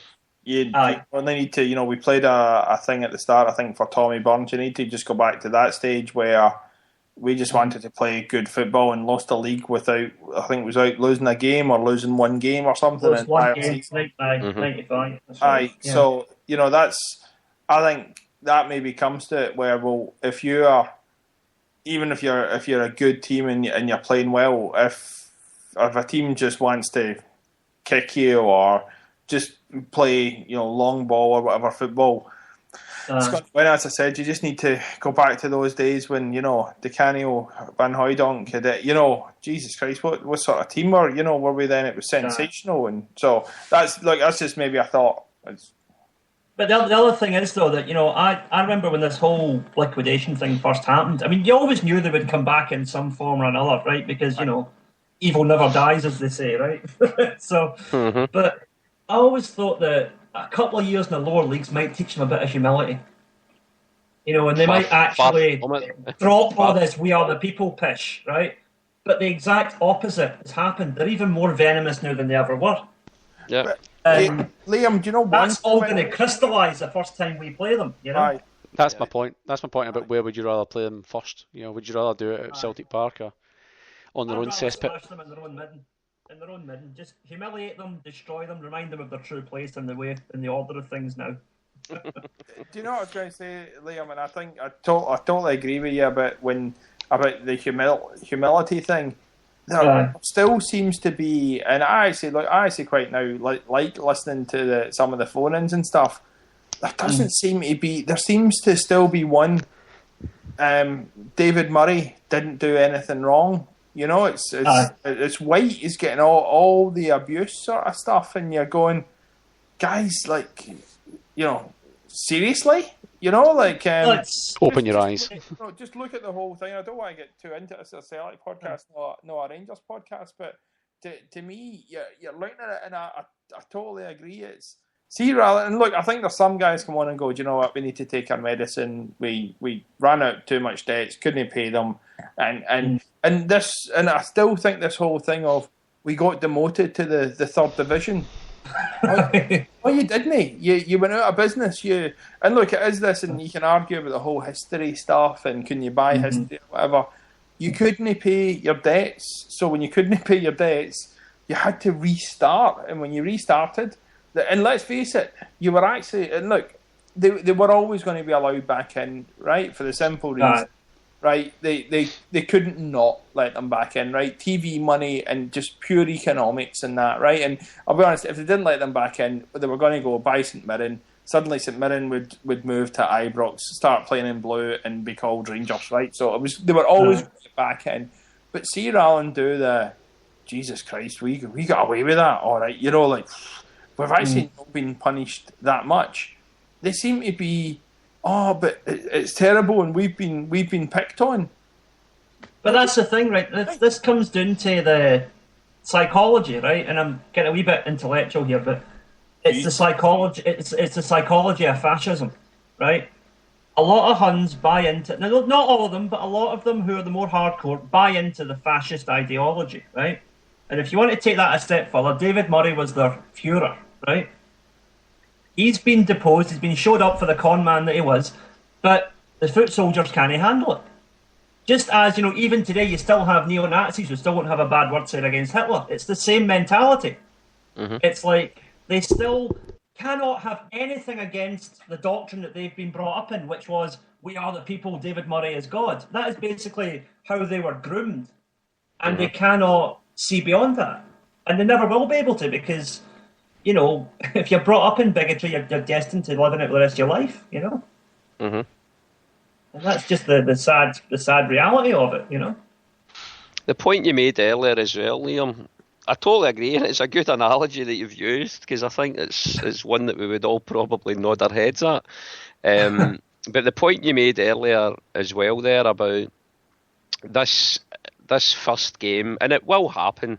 I'm not so sure it will happen the following season, because I have a funny feeling they're not going to go up at first attempt. But we might draw them in a cup. There's always a chance we could draw them in a cup or something like that. So whether it's next season, whether it's the following season, whether it's 3-4 seasons down the line, we're going to meet them at some point. And as you said, it's all going to crystallise in that one game. So whether it's at Celtic Park or whether it's at the Piggery, we'll find it. That'll take care of itself, that game. I don't think, and this is maybe picking up on something you'd mentioned earlier, Pat, about the whole, we were talking about the Neil Lennon thing, that's what led us on to this. I don't think for that particular game there's going to be a real focus from them on Lennon. It's just going to be absolute out and out hatred against each and every Celtic fan, player, backroom staff. It's going to be just an outpouring of hatred directed at anybody in green and white that particular day, wherever it's played. It's not going to be just a Neil Lennon thing. So I don't think that'll morph itself on that particular occasion. But I agree with Liam. It's going to be vile. And the other point you made, Liam, which I totally agree with, and I've thought this myself at times. There have been times in the past when you always get that term in football about, are the players up for it? Are the players up for it? There was a lot of Glasgow derby games in the past that, we talk about, are our players up for it? A lot of the times you saw their players, and as you said quite rightly, a lot of those teams that they had were probably on paper inferior to ours, but it wasn't just they were up for it, they were just fueled with hatred. You could see it in them, you could see it in their eyes, you could see it in their stadium, you could see it in their fans' eyes, the players' eyes. I mean, you take a player like Nacho Novo as an example that has, he was never born in this country, he was never born in Glasgow, he was never brought up in that fashion, but that wee guy was moulded into some horrible little animal somehow by somebody. And there was so many similar, I'll use him as an example, but there were a lot of players in that similar mould that come the game day, our players, that were they motivated for the game? I'm sure they were, but were they fueled with hatred and they had to win at all costs? That whole kind of attitude, I don't think they were. I think that's how the other team were getting motivated for these games. So it was an interesting point, because I've thought that in the past myself, Liam, that's how they did manage to win some of those games that we were maybe expecting we should have won ourselves. But I suppose going back to the Lenny thing, again, as I said, and I've said before on this show, several times now, I can't see Lenny going away. And I know he will have ambitions. I'm sure it'd be foolish not to say he's got ambitions to manage elsewhere and be that in the English Premier League, whatever. But we've got to remember as well, guys, he's a young guy, a young manager. Now, if he wants to stay in the footballing game, why on earth would you want to take a risk at this stage of your managerial career, going to a club where it might not work out? Let's use a Davy Moyes type of example. I'm not saying that Lennon might go to a club like Man U or whatever, but now Davy Moyes, he will find another job in management, but that pedestal that Moyes was up and held in with a lot of people in the game, he's certainly not done himself any favours by taking on that job and making an arse of it. If Lennon was to move, and just let's say for argument's sake it was even to Norwich, and he didn't do very well, he would very quickly disappear into the lower realms of football. He'd stay involved in the game as long as he wanted to, I'm sure, and he's got a lot of friends in the game, but why on earth, when you're doing well, you're making progress, why would you take a risk of crashing and burning when you're such a young manager? Why not just do your apprenticeship? And that apprenticeship could go on at Celtic for several years to come yet, if he's willing to hang around, and he's still winning games, he's still winning leagues, he's winning cups, he's getting us into the Champions League. We're doing okay in the Champions League, and that kind of punching above our weight. That is success for Celtic, and it doesn't matter who the manager at Celtic is there. That is success for Celtic. So if it happens to be Lenny, keep doing that. Build your experience, build your confidence, and then when your job's done and you've been there maybe 10 years or something, that's maybe when it's time to say, right, you know what, I think I'm ready for a new challenge. And at that point in time, it might be your Liverpools, your Man U's, your Arsenals, or whoever that might be interested in, or maybe even a team in the continent. But just now, this whole stuff, and it is a frenzy, it's all whipped up by the media. The season's finished, what can we talk about now? And you mentioned an article in the Mail, I think you said, Pat, earlier on. I saw an article from a clown in the Daily Mirror, so the English version of it. John Cross or something, I can't even remember, but it prompted me to tweet the guy, because it was a non-article. The headline was ridiculous. It was near enough saying he's agreed to go to Norwich. It was along those lines, and then when you actually read the article, there was no substance to it whatsoever, other than maybe the time's right for him. He's ready to accept the challenge. You're thinking, well, wait a minute here, this is your opinion. You're putting it out there in a newspaper and you've got it in a headline there. It was absolute garbage journalism. And I tweeted a guy to tell him that. Still didn't get a reply, obviously. But I mean, it's slow. It's the season's finished. What can we talk about? Let's stir the pot about Lenny again, because there's nothing else to go on. Sorry. I cannot see him going anywhere next season. I don't think his head will be turned. And I don't think there's anybody that would come in that he would maybe think twice about. Would he think twice about Norwich? I don't think so. Why on earth would he want to go to a club like that? Okay, I was going to just agree with you there, and there's a couple of stats that I'd heard.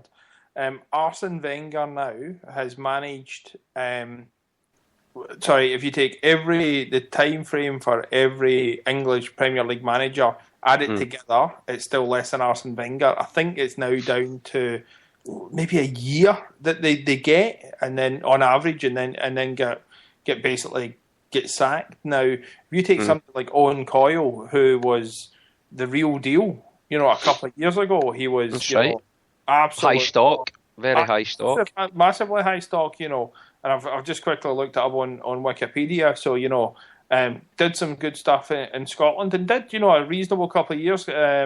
With St Johnson down to Burnley, then 3 years there, a couple of years at Bolton, and basically 6 months at Wigan. And I'll be honest, he's to me, again, I could be wrong, but he was the real deal. He was the good up and coming manager. Now I'm assuming I'm assuming he's unemployed and he's looking for a club, and really, I think he would need to almost start again in Scotland or the lower levels down in England. Maybe let's face it, he could be announced as the next Man U manager tomorrow, and it shows how much I know about football. But do you know what I mean about Lenny? Has to be careful if he does go down. It needs to be the right team, and it not be because you're right. If he screws up at Norwich, well, where's he going then? I know exactly what you mean, because that was exactly the point I was making. There's too many of these youngish managers that will, it's a job that they can be in if they do it the right way and they're patient with it. It's a job that they can be in for the length of time as all your great managers in the game of football. Like the amount of years Ferguson was in it, Wenger's still going strong. Your Otmar Hitzfelds of this world, your Fabio Capellos, all of these guys, they've been around for donkey's years. Let's not forget, in the management game. And it's no coincidence that these guys are the top managers. So don't burn yourself out too early by seeing a pot of gold, taking a chance with some Mickey Mouse outfit that you could crash and burn at. But don't you think also one of the issues is that they're not willing to do the apprenticeships? So if you look at, and Tony Adams probably a perfect example.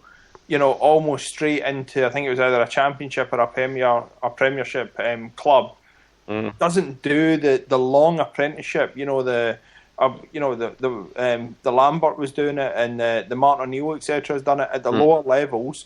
So I'll be honest, you can screw up, and you don't have the.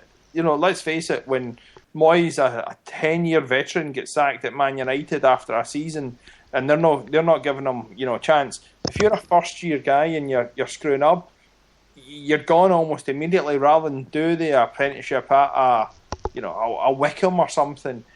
Have a couple of your mates come down to play, so that if you're in trouble, they can get you out of it easily when they're because they're that much better than the standard players.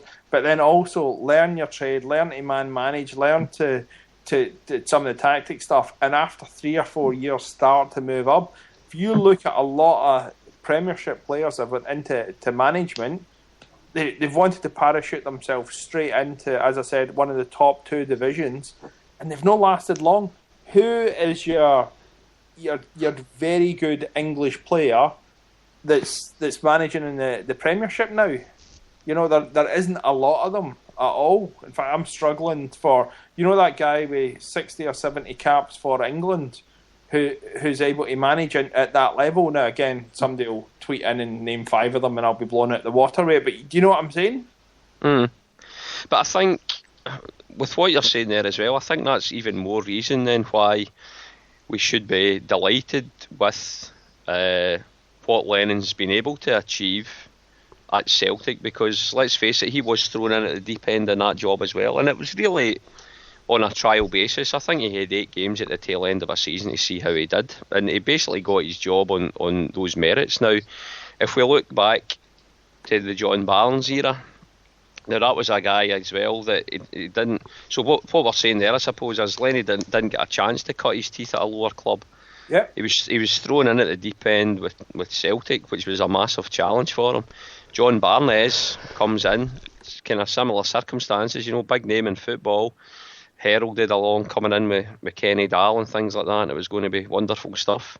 And I mean, talk about crash and burn in there. I mean, that poor guy, he was never going to manage in football again after what happened at Celtic. Liam Brady was another one. We talked about Liam Brady earlier on, and incidentally I felt we actually played some pretty good football under Liam Brady at the time, but just for one reason or another he never really just cut it as a manager, Brady. I think with Barnes was just, they were trying to emulate what Rangers did with Souness.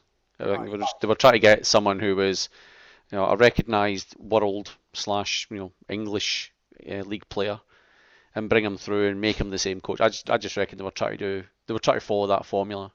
Souness was a bit different, the fact that he'd I was going to say he had millions of pounds behind him, but he had millions of pounds of taxpayers' money behind him. But just going back to Owen Coyle, he was on one of the phone-in shows. I was listening to one of the phone-in shows during the week, and it was what was he talking? I think he was chatting about the Scottish Cup final. I think it was, and he made a comment there that he isn't in work. He's basically doing sort of media stuff at the moment. I think he said he was doing stuff for Irish TV, for whatever. Anyway, so it was certainly all media stuff anyway. And he said he'd been offered a couple of jobs in England, and he said he hasn't taken them because he wants the right fit. He wants to work for somebody who he believes he can work with have a good relationship with. It wasn't a case of he wasn't going to take the first one that came along, and he was actually being picky about what his next job is. So, I mean, eventually those offers, I guess, start to sort of wear off, and maybe he is kind of burnt his bridges. But, and again, going way back to the Lennon one, the one I did actually fear when the job came up was the Everton job. Aye. Because I genuinely thought that was a good match for him. I think they would have given him enough of a challenge, and I think the ambition that he has, I think he could maybe have done. I'm not saying he would have done as well as Martinez, but I think it had been the right sort of level of club. It wasn't a club that had the same level of scrutiny as Arsenal or Man United or Liverpool or these sort of guys. Yeah. Yep. But it's still a big club. It was still a top half English Premiership club. So, and who knows? I mean, would you see him going to a Wigan or a Wolves or a Burnley or something like that? I don't know. I'm not convinced about that. So, we wouldn't, but English media would. That's the difference. Yeah. Well, I mean, he said a few times himself that the buzz you get from managing Celtic, where are you going to match that? But then again, if some club's going to throw 20, 30, 40, 50 grand at you a week, what do you do? He's still a family man. He's still got to think about supporting them, and I mean, I'm sure he's very well looked after at Celtic, but when they come knocking the door with bagfuls of cash, I'm fairly certain it's quite hard to turn down. So I think it would also, Pat, be what budget he had. I think there was some stats during the week that I think Liverpool got more from one televised game than Celtic got from TV money for the entire season, or something, around that sort of thing. So the budget he would have, does he want to go and actually just play in that market and try and prove himself that, he's, I don't know, what would Lennon's most expensive buy have been? Would it be Hooper at 2 and a bit? Like, I don't know that, but does he start spending 8 and 10 on players? Look, I personally think he won't go for a good couple of years, and I think when he goes, he will go for a very good sort of top half of the English Premiership club. But there is that point where he might want to try himself, but I don't know. Like, I think it's funny because we keep saying the press keeps speculating, and what have we done? About 40 minutes on whether he'll go or not. Well, let's round off this little segment just by one word answer, Martin. Will Lenny be the Celtic manager next season? Yes. Liam? Yes. Pat? Yes. There we go, and I'll give that a unanimous yes all round then. So in terms of this podcast, Lenny's going nowhere. Yep. But now, season. what about his Until he assistant tweets coaches that though? he's just Let's look left at the assistant coaches. Norwich. So His assistant coaches you're talking about, yeah, because Johan's obviously departed us at the end of the season there as well, and he'll be fondly missed because I think all Celtic fans took really well to Johan as a player, but he's also done really well. He's been a good figure to have in there as an assistant manager to Lennon as well, and he's served the club really well in both his time as a player and a coach. So it's sad to see big Johan go. But Pat, you'd drawn up a little bit of a short list of potential assistant coach candidates. Absolutely. You want to run us through some of these ones that you've been scouting? Scouting. No, grasping at straws more like. No, again, it was just like names. I just thought I'd sort of throw it. Obviously Danny Lennon just been, well, not sacked, but certainly let go as St Mirren manager. Would that be? Mm-hmm. Would you want somebody with managerial experience? And a surname the exact same as the manager. Lennon and Lennon, yeah, that would be a bit disturbing, wouldn't it? So you get somebody like that, or John Collins is probably the most sensible one I think I've heard. If he'd be interested in it, I reckon that would be potentially a good fit. He's obviously got his own ideas and the way the game is played and that sort of stuff, and obviously knows enough from his own coaching sort of background as well. And Lennon has come out and said, what about he'd want somebody that would challenge him as well. It's not just a case he doesn't want a yes man essentially. Mm-hmm. You need somebody he can work with, but you don't want somebody that's just going to agree with you. Mm-hmm. And I thought Collins was a good one, but even somebody like Gary Locke, I think he did really well with young players at Hearts. I wouldn't really have a serious issue with somebody like that being looked at either. And then as the bold Henrik was mentioned as well. So I don't know. It's just like it depends what Lennon's obviously looking for, and I'm fairly certain he's got a few guys in mind, maybe from his playing days, whatever. But I just wonder if any of those out of the Scottish kind of game, whether they'd be interested in doing something for us. Can I throw one out there? Willie McStay. Mm-hmm. Well, yeah, he's at Celtic Nation. Celtic Nation, that's the one, yeah. Look, and I'll be honest, it was literally I was just thinking about it when the email came through today. He did really well with a lot of the squad stuff. Absolutely, the I think it was under 21s he was looking after at Celtic. Mm-hmm. I'm just throwing it out there. He did really well with Sligo Rovers as well. Yep. He got them punching above their weight in Ireland, and he had a spell at Honved Budapest or one of those teams. Yeah. That he went to as well, and he did okay with them. He's a good manager, but I think his time when he was with the kind of reserves and the under 21s or whatever format it was taken at that time, I think that was the kind of time that if he was going to step on, he would have done it at that stage. And for whatever reason, I was sad to see him part company with Celtic, I'll be honest, because I got a lot of time for Willie McStay as well. He was always a kind of quiet guy in the background, but he had something about him to get the best out of players. So I don't know if he'd come back for whatever reason, but that's an interesting one, Martin. It's an interesting one. That's good. That's a good shout, I reckon. I'd be interested to see what approach he takes. Whether he wants somebody who's actually had, coaching experience. I mean, you could even throw flipping Martin O'Neill in there. He's basically working part time at the moment. So, would he be interested in coming along as an assistant coach? On a part time basis? Who knows? It's a bit out there. I think the FAI would have something to say about that part. Well, I guess who's really the main coach of the Republic? Is it going to be? Is he top man? Sure. And Roy Keane's the assistant. Keane was assistant, but yeah. I could be wrong. But that was my thoughts on it. Yeah, Martin O'Neill's the manager and Keane's the assistant. Yeah, I'm just saying. He's obviously not a full-time manager with he's not there sort of every week and stuff like that. You're looking after a team every month or two. So, just an idea. Could you see Martin O'Neill playing second fiddle to his protege? On a part-time basis? Who knows? But I did throw a couple of smokies in there. What did you reckon my smokies for the job? I thought you must have been smoking something when you put them in. Oh, I don't know. I reckon Ali McCoy. I reckon Ali McCoy would be a great assistant coach at Celtic. He's got managerial experience. He'd be great. He'd be great for pie sales. Die would they bankrupt us? He'd come on, Super Ali. You get the. It'd certainly be a step up in his career, right? And if he went to a big club. I reckon we should go from. I reckon it'd be a great signing. Come on, get Super Ali in there. He'd be magic. Somebody like a love-hate relationship. They can have a fight on the touchline all the time. The game of hate and all that sort of stuff. Could do it every week. Be brilliant. Well, Lenny did say he wants somebody to challenge him.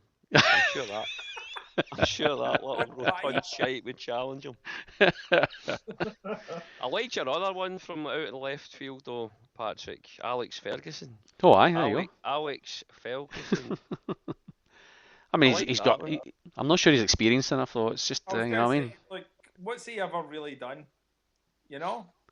After what's he actually doing now? Is he just sitting down at Old Trafford with a shawley over his legs? Aye. Is that what he does now? He's probably on the board somewhere. He is. I believe he's on the board at Man U. And one of the comments I heard at one point with the whole Moyes thing was that he was going to see games, and I think he'd went to like Sunderland on a Tuesday night, and they're going, "Can you just stop going to some of these games to let Moyes manage," sort of thing. Look, I personally think after really St Mirren, I don't think Alex Ferguson has done much. I don't really rate him. I don't rate him. Agreed. No, he's off the list. Agreed. I'd take maybe John Collins before him because John Collins supposedly has got a 6-pack and I don't think so Alex has. So yeah. Alex's 6-pack's a Tartan Special.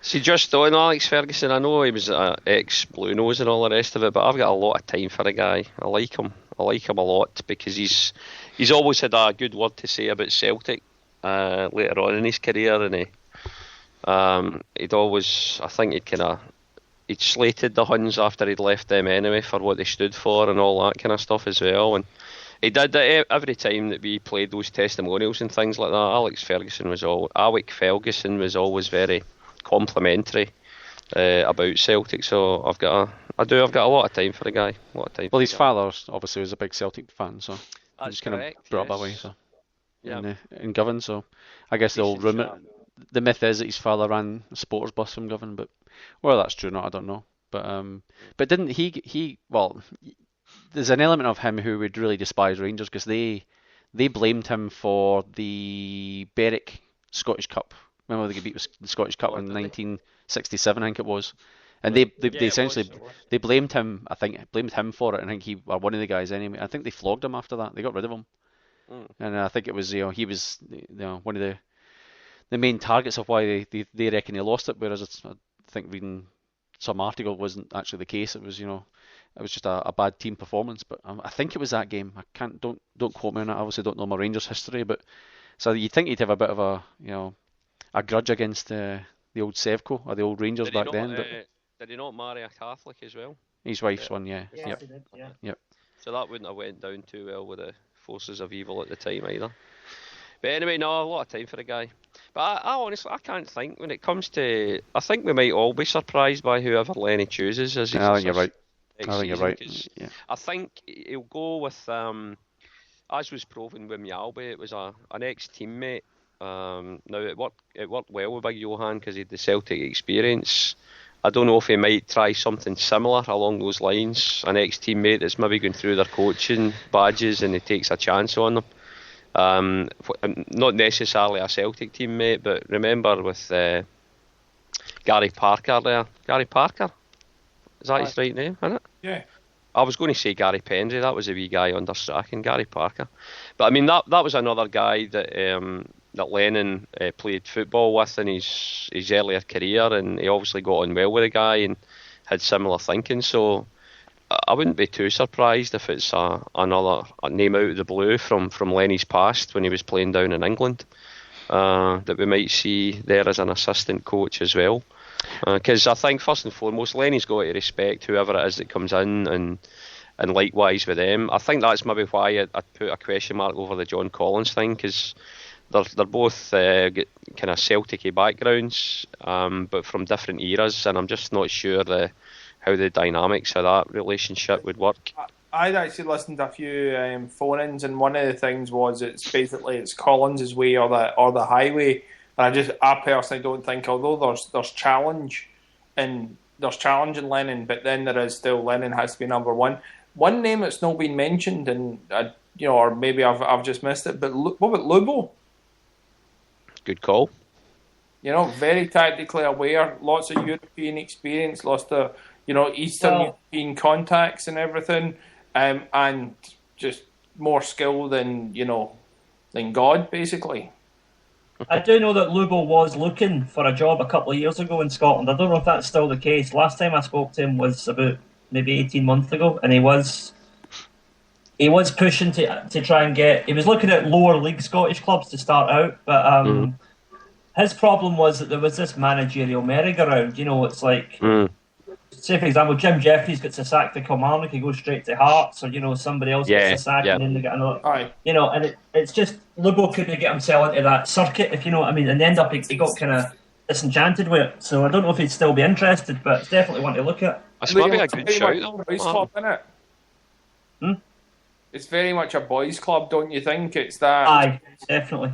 It just you're right. It's that. Even if you look at Hearts, Craig Levine back in there. To me, it's that. Yeah, it's all, not quite deck chairs in the Titanic, but it is just he's moved from here to here and here to here. And like you'll have boys like we mentioned before, Owen Coyle dropping back in there probably at some point. But yeah. It's maybe a good shout, Martin. It'd certainly be a popular appointment with the fans, that's for sure. And again, if you can't get into that managerial role for starters, it's maybe a good way to break yourself in there. Do a second in command role at a club like Celtic for a few years, see how it goes, and you might be able to move on from there as well into a manager's slot in your own right. So that's maybe a good shout. I'd be up for that, a Lubo appointment. And look, one of the other things would be, if we are talking about Lennon, potentially 3 years going away, 4 years going away, do you and then obviously no deals can be properly done, but do you do I'll come in and learn my trade, but if I'm doing well enough and we've got it running well enough, look, it's just, as I said, this isn't a guaranteed, but it was just a name that I thought, I haven't actually heard mentioned, but he's got every qualification in the world to do it. Look, I'm sure one that you'd like to think is in the running at least would be John Kennedy. He's done all right at the academy as well, so you'd like to think he's at least in with a shout, if not Chris McCart as well. I know he's the head of youth, but I don't know. I mean, I think I kind of agree with you, Kev. I reckon it's going to be a bit of a smoky. I'm not quite saying it's going to be Super Ali, unfortunately. But yeah, I reckon it'll be a smoky. It'll be one that we kind of don't expect. And you could be right. We could be one of these things where you trust somebody who's actually worked with. But obviously with Tomo, unless I don't know whether Tomo's sorted himself out, whether he'd be an opportunity to come back. But maybe they'll promote from within. Who knows? Ship and sail part. I would think that's. You in the toilet, Martin? Are you in the toilet? No, I've just went into the kitchen because I've had to plug a computer in because the podcast has gone on for so long that the power's now down to 5%. So 109 minutes, Martin. 109 minutes. Oh, so it's a short podcast. And counting. Yeah, we missed about 15 minutes though. Anyway. Is that not session number 2? Is 109 minutes? Oh, could be actually. No, I don't think so. Is it? No, it's still the same one. I've got no idea. We've been talking about outgoings. So we mentioned Johan there, but in terms of players, now obviously we might as well kick off with good old Sammy, because he's certainly played his last game for Celtic now. Oh, this is going on for ages. I'm going for a drink. Give me a sec. Aye, on you go. That's the other boys. So Sammy, he's been with us about 7 years, which was, funnily enough, about the same length of time that Henrik was with us for when he left. But Sammy has been a bit of an enigma, I think, as a Celtic player, has he not? He's been frustrating as hell at times, and he's been unplayable at other times. But over the piece, you just can't help kind of like the guy, I think, Sammy. I was a big Sammy skeptic for a long, long time. But the guy eventually won me over after about season number 4, or maybe 4.5, I think. But I'm sad to see him go. Part of me, yes.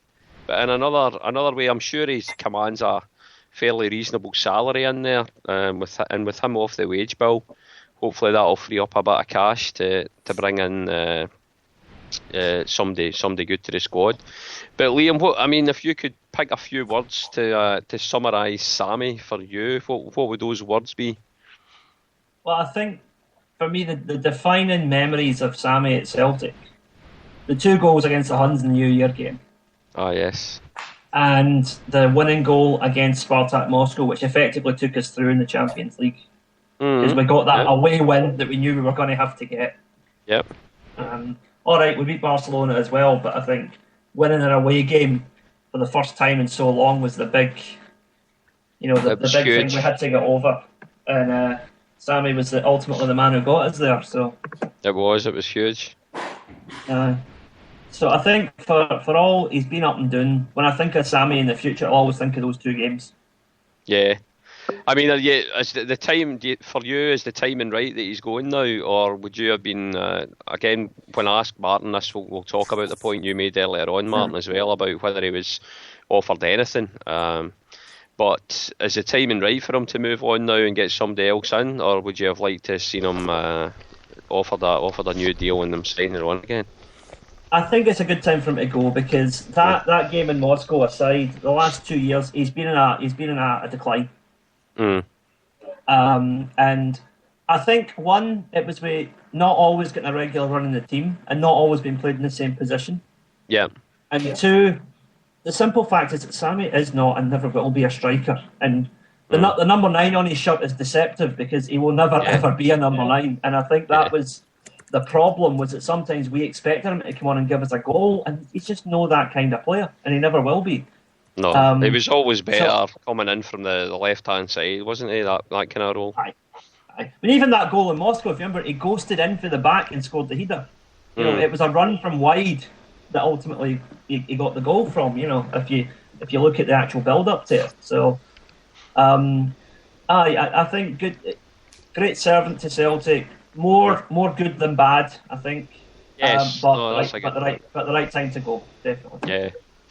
Martin, earlier on, again, when we were cut off, you had made the point about Sammy and whether or not he was actually even, he was offered a contract, but he was wanting more money and we wouldn't give him it, or was he actually not even offered a contract at all? That was the point or the question you were maybe going to put to us earlier on. But in terms of Sammy and your thoughts of him as a servant for Celtic, Liam said there was definitely more good than bad. Did you have similar views, or what were your thoughts on Sammy as a player, and are you sad to see him go? Look, I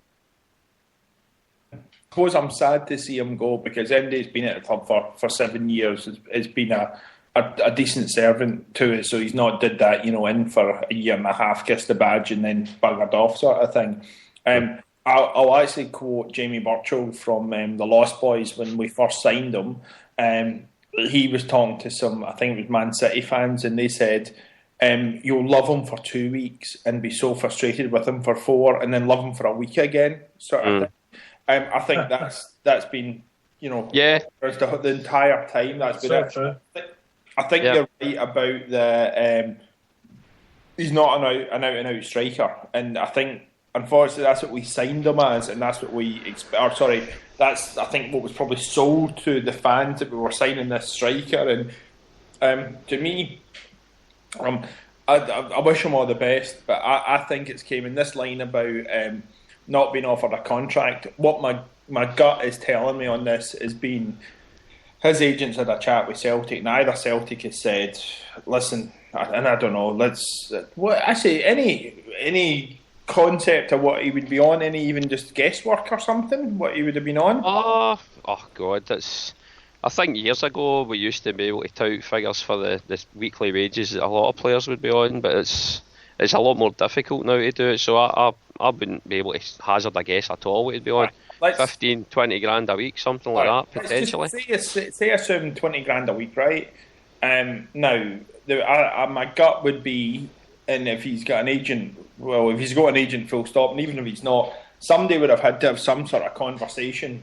Now, would we have kept him at, okay, I'll just make up a figure of 2 grand a week compared to 20 grand a week, right? No, but we would have done. Would we keep him at 15 grand a week? Probably if he was on 20. Probably not. Not sure. That general conversation would have been had, and my assumption is the agent would have went, well, this is, we wouldn't stay for under this, and he went, and somebody said, well, we're not going to offer that. So technically, he's right. He's not an offer made to him, but there has to have been some sort of conversation. Now, Sammy's saying, as I said, technically he's not been offered a new contract. But to me, look, I wish him all the best. But I also think he's one of the. I see him as a little bit of a sort of, I suppose, a luxury player. If we're having to look after the money and make sure that we're not overspending in that, if he is on a 20 or a 25 grand a week thing, can we get a player at 15 and another player at 5 sort of thing and do just as good? And yeah, to me, he wasn't consistent enough to be earning 20 grand a week. I suppose. I think when that contract would have been signed as well, those 7 years ago, I mean, that kind of money was still commonplace around. Things have been tightened up a little bit in terms of the salary, so this has been an opportunity. With his contract coming to the end, I'm sure the board at Celtic have been looking at this and saying, no, this is the time. We don't want to sign him. It's time for him to move on. He's been a great servant. Let him move on, and that frees up that, whatever it is, 15 grand, 20 grand a week that he's going to be on, that we will be able to get in someday. And I'm by no means saying you'll get somebody in for that kind of money. If the type of players or strikers that we might want to bring in would be wanting to maybe, hopefully you could extend to a little bit more than that, but it'll certainly take up a huge chunk. And it's money that's not going to be getting pumped out every week as well. So it's good timing, I think, to be letting Sammy go. And I'm the same as you, Martin. I wish the guy all the best. I wasn't a great fan of his for the first few seasons of his career at Celtic, but over the piece, as Liam said earlier on, he's had more good times than bad with him, and he's a kind of, when you see his interviews and things like that, and again we've got to mention the footage that's been all round the bloody world, it seems, with that little J guy that he carried at the celebrations after Lennon gave the wee guy his medal and Sammy went to him. So it was, it's little things like that. It can't help to, make you feel good about the guy, and he certainly knows what Celtic's all about, and there'll always be a place in Sammy's heart for Celtic, I'm sure, wherever he goes in the future. So I wish the guy all the best, but I think the timing's right. Tommy Docherty has tweeted in, mind you, to say, has Sammy only been around for 7 years? It feels a lot longer. I won't miss him. It's time for him to go because he holds the team back now. And you know what, Tom? I wouldn't disagree with that either, mate. I wouldn't miss him as such, but I do wish him all the best. And yeah, it does seem a long time since he's been there, that's for sure. But yeah, it's the right timing to part company. Pat, are you back with your drink? Maybe. What are you drinking? Bailey's. Oh, with some Bailey's here as well. With some milk and some ice. Bailey's Yummy. And milk. Yeah, you don't do that? Bailey's and milk and ice. It's lovely. Jesus. It's a nice warm night over here. It's still about 20 degrees over here, man. It's unbelievable. Yeah, it's beautiful. I'm in shorts. Shorts and I've got the bumblebee on. There you go. Lorenzo Amoruso's favourite. Was he not a fan of the Baileys? I have no idea. Don't care. I think he was. I think he drank pints here. But this isn't a podcast about Baileys or Lorenzo Amoruso. This is a podcast about Celtic. I want your view on Samaras. The contract thing, I reckon Celtic called his bluff. I reckon he's been offered a contract way back, and I reckon the same with Ledley. I reckon both of them have been offered contracts, and they've said, well, we'll hang off, we'll see what happens. And I just reckon this whole thing about Peter Law didn't offer me a contract and it's his fault. I just reckon Law's called his bluff and went, tell you what, look, the contract's on offer, there it is. We want you to sign it. If you don't sign it before the end of January, that's the only offer you're going to get. That's my take on it. I reckon did the same with Ledley, and Ledley's went, nah. And then obviously things have eventuated or came through with Crystal Palace, and the offers came in, and that's how it's worked out. I reckon the same thing with Sammy. Sammy's went, now obviously try to bide his time and see how it pans out, Kev, that old term. And I reckon Celtic just called his bluff. Yeah. Well, don't you think, Pat, sorry, just with that, and there is talk of, I think it was a couple of years ago in the transfer window when we didn't get a lot of players in, part of the whole negotiation thing is you need to be able to hold your nerve, and there is that point where every so often you won't sign players because you need to be able to do that. I'm not going to be, there is a walking away point. I don't say it's, again, 10 grand is the most we'll give you. I want more than that. Well, you know what? Tell your story walking sort of thing. It's actually probably a good message to send to boys of we're not going to be the last girl at the dance where if you go and you try and go everywhere else and then come back and get a good deal from Celtic, you're either committed here or not, and if you're not, then fine. But well, is that the dynamic of the team is changing as well? So if Celtic really, really, really wanted him, as in Lennon, really, really wanted him to stay, they would have put a decent offer to him that would basically, force his hand pretty much. I just think the whole dynamic of the team is changing. I think it's just time to move on. It's time for a new start. Yep. I just don't know if he fits in to the way that we want the team to play and that Lennon wants the team to play. That's my take on it. So I said if really wanted him to stay, he probably would have, but I just still reckon it's got to that point that maybe you're right, Martin. It's just a case of don't piss fatters around. That's a contract. That's on offer. We have a deadline by end of January, or even a year before if it comes to it. Okay, by August of last year, if you haven't signed that contract, we'll look elsewhere. We're not going to put another offer to you. And I reckon that's why, technically, probably Law didn't offer them the contract because, well, he did in January, and there was nothing else came after that.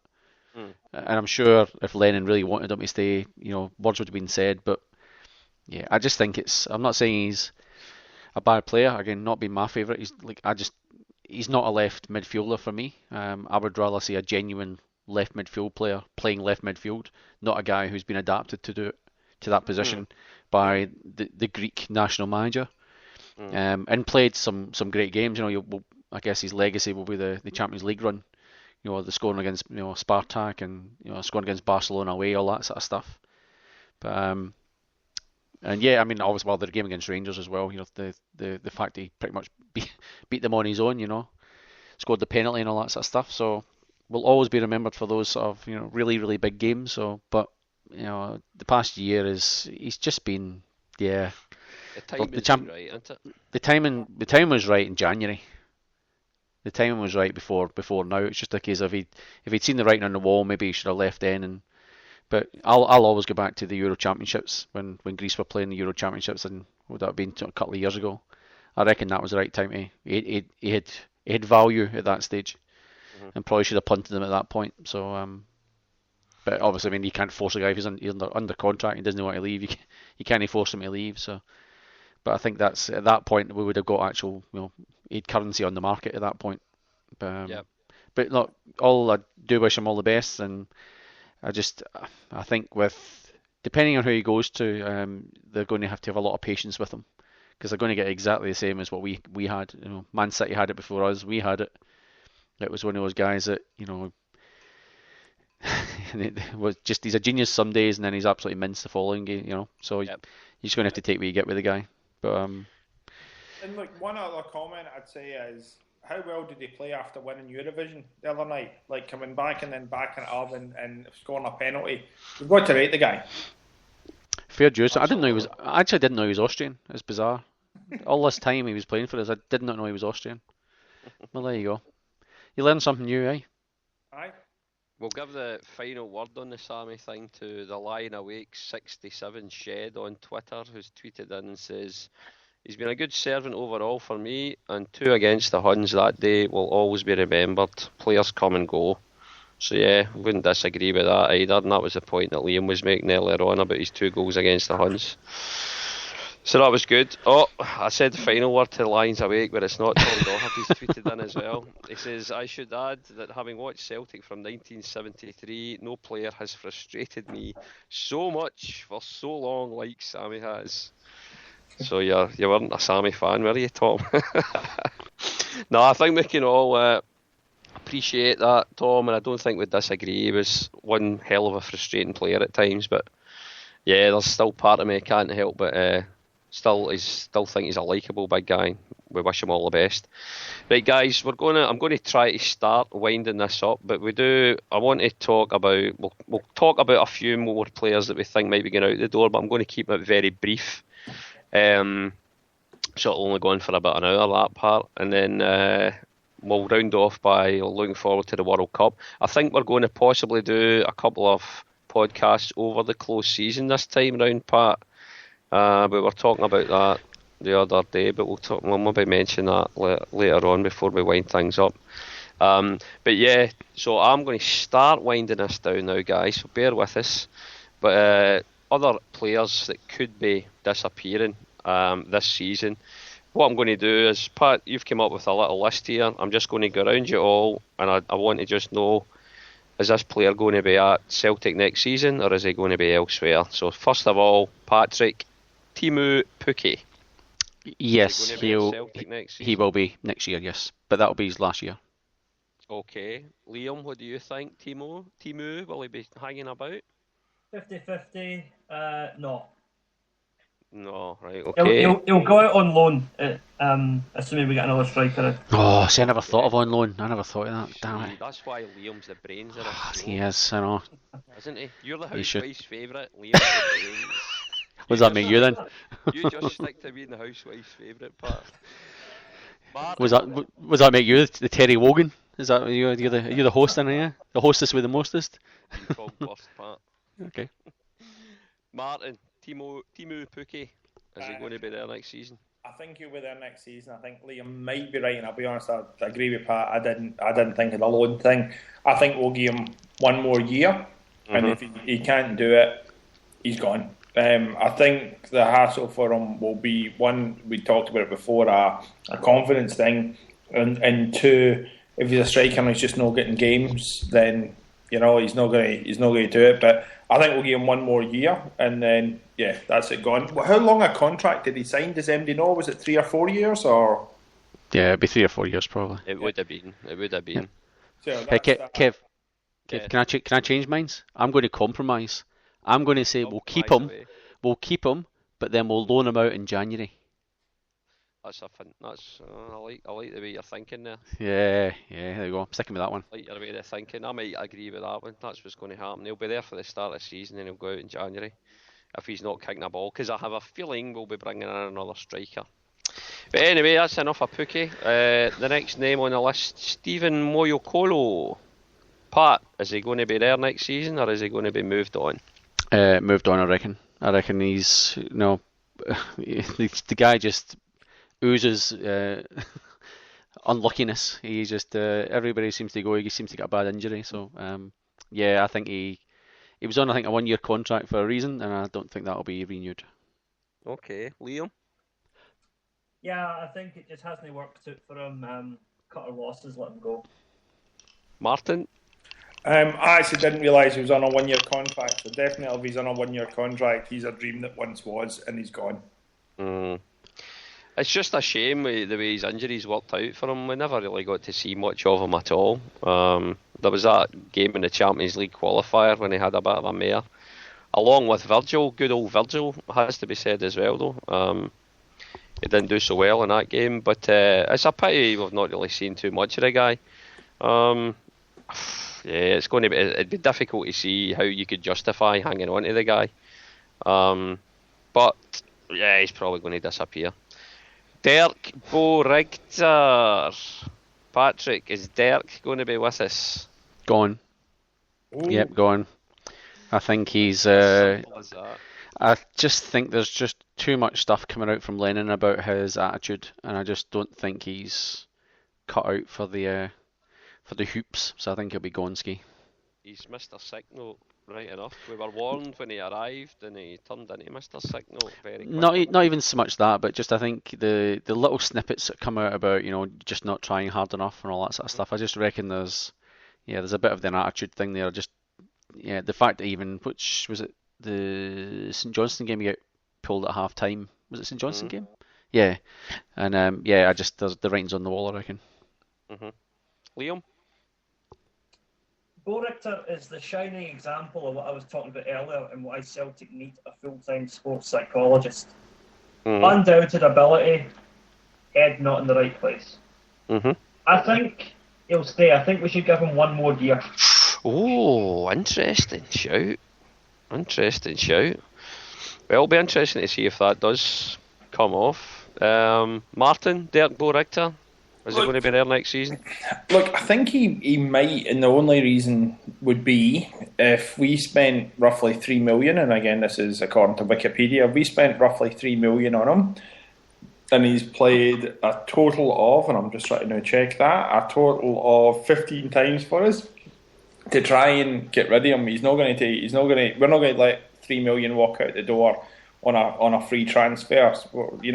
We may just try and cut our losses, but if he has a signal and nobody else is going to pick him up, is he wanting to go anywhere else if we can keep paying his wages? So I think we'll hold on to him for another year. I think you're right, Liam, and I'd be gobsmacked if Celtic didn't have a good sports psychologist, but if they do, there needs to be a fair bit of chatting to him, and I think he'll be there for another year.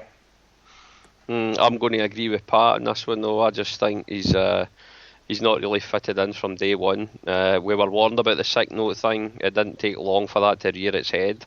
And I might even challenge Tom Doherty here as well to say that I'm sure Dirk Bo Richter's a bit of a frustrating guy as well for us all, as well as Sammy was. I don't think the guy's got it for what we need at Celtic, so I would personally like to see him moved on. Don't wish him any ills, but he's not going to fit in at Celtic. He's not going to get a chance, and even if he does, it won't be long till he's on he's got a sick note again. So I'd like to see him moving him on. I reckon he was a signing to replace Samaras on the left side.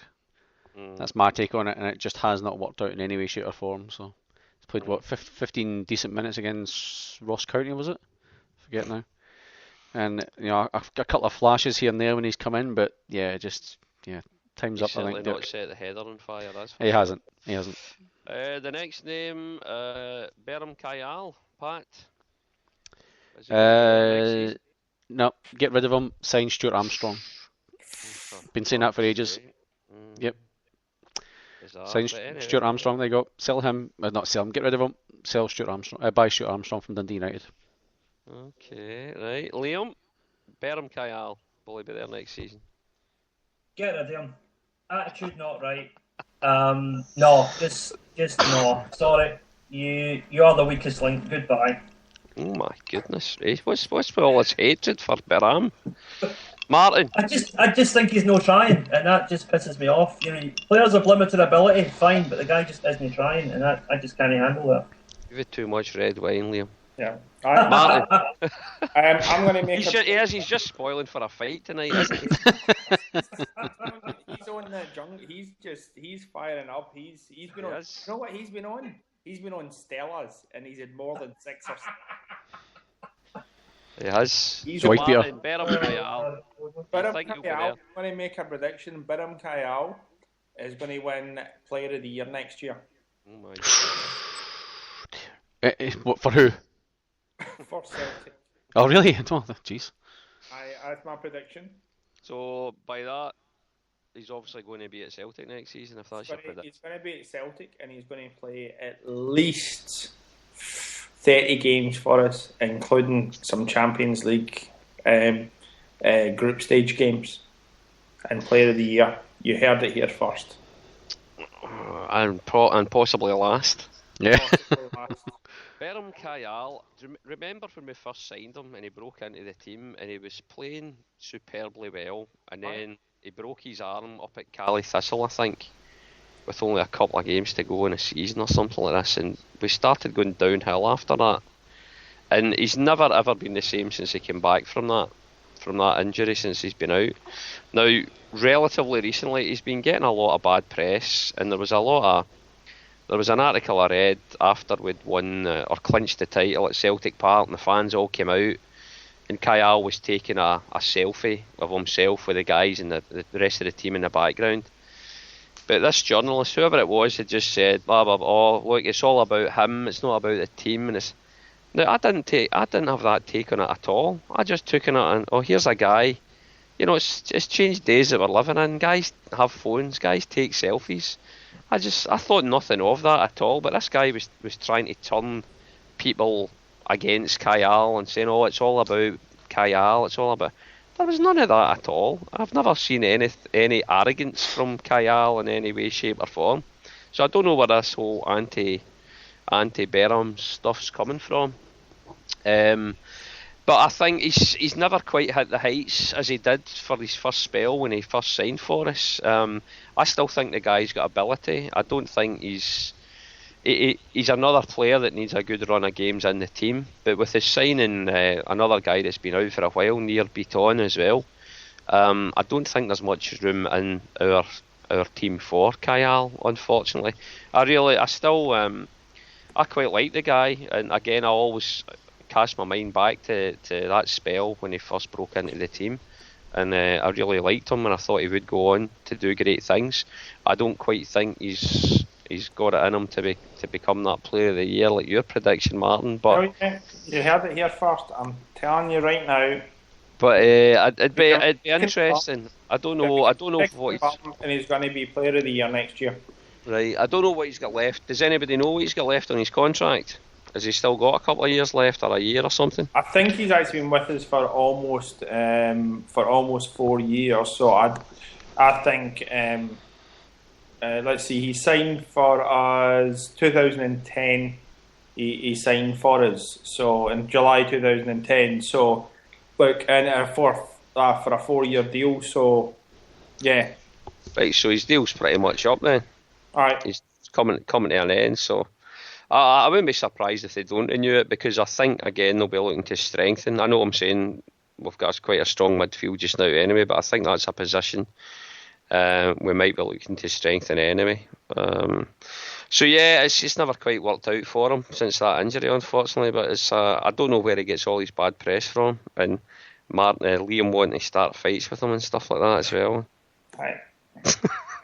Anyway, right, we'll move on from him. There's only 2 more to go on this list. So, Amido Baldi, another enigmatic striker. Pat, is Amido going to be with us? Amido effing Baldi. Did you hear the players actually singing that to him when they were presented with the trophy? Scott Brown was singing it to him when they lifted the trophy up. Did you not hear a couple of the players were singing it to him? There was too much noise in the pub to hear in. No, I didn't hear that, but no, I think he's best case for him. He's a loan candidate. Worst case, then he might be for the off. But I reckon, probably a loan deal somewhere. Because I reckon Tony Watt will come back. I think he'll hopefully have, changed his attitude a little bit, and he'll be all the better for it. So hopefully he comes back and does the job. But it's one less chance, I think, for Baldi between Griffiths, between Stokes. Pookie, I think I've already said, we reckon he'll be going. But throw in Watt in there, I think it's getting a bit tough for him to find a spot. Plus, there's every chance another striker will be coming in anyway. Well, possibly. Obviously, your mate, Finn Bogason, or Finn Bogason, or Finn Bagason, or Fogonson, he might. Well, he's said he's not going to sign for I forget his club in Holland. Heerenveen, yep. So get someone like him. There's obviously talk of Hooper, but I can't see Hooper coming back. But anyway, so you could be right. There could be another striker coming in as well, but yeah, I guess we'll see how we go. But I just reckon, just too many ahead of him in the queue. I think the best he could probably get is coming on as sub and stuff like that. But you'd like to see him have a bit of a crack, and a bit of a run in the team. But I don't think. While Griffiths and Stokes are banging goals in, it's going to be difficult. It is. Yep. Liam Baldy, is he going to be there for this next season? I hope so. He deserves a chance. We haven't seen enough of them to make a judgment, and especially with strikers, they need a good run of, I would say, about 10 to 12 games. Classic example, if you remember Magic Żurawski. Yes. He played, I think it was 9 games before he scored his first goal. And then went on a run, ended up getting about 18, 20 goals that season. So, some strikers need time to bed into a team, and he's never had that time. Martin, Amido Balde, will he be there next season? No, he'll be gone. Just like that. He's not going to be player of the season candidate. No, he'll be gone. That's it. It's all over for him. Fair enough. Right, the last guy that we've got on the list, I reckon, Big Balde, is he going to be around? He might still be around actually, but he might get punted out on loan. He might go out in the January window on loan again, maybe something like that. Right, the last person on our list, and then we'll talk a little bit about the World Cup, and then we'll finish it off. Pat's boyfriend, Tommy Rogic. Pat's love child. Pat, good old Tam Rogic. Now, this is a nice little segue into the World Cup because it is. There you go. Tam Rogic has been named in the initial squad. It's been named for Australia for the World Cup. Now, they will be whittling it down, I believe. So it still remains to be seen, is Thomas going to be there or not. But if we're talking about it now, it could be good for him because it'll showcase his talents if he actually gets a game and he's not injured. Because he has been injured when he went back to the Melbourne Victory. He picked up an injury there for the closing games. So we've not seen him really for a little while. But yeah, it could be good because it's good experience for the guy if he does get a run out of games, if he's able to play. And if that is the case, you would think to yourself it can only be of benefit to Celtic. But is Tom Rogic going to be given the chance at Celtic? Pat? I would like to see him do it just for the fact of having an Australian player there. No, it's really just the fact that it gives us good press, put it that way. The fact that Celtic have an Australian player, it's nothing more than that. I think the guy's a good player, he's got a bit of skill. And I'm not saying it's an attitude thing, but I think he seems to be one of these guys that's played soccer a bit too late in his life, and I just don't think he's obviously very skilled and his footwork and stuff like that. But I think defensively, I think he still lacks a big bit, not even a little bit, a big bit.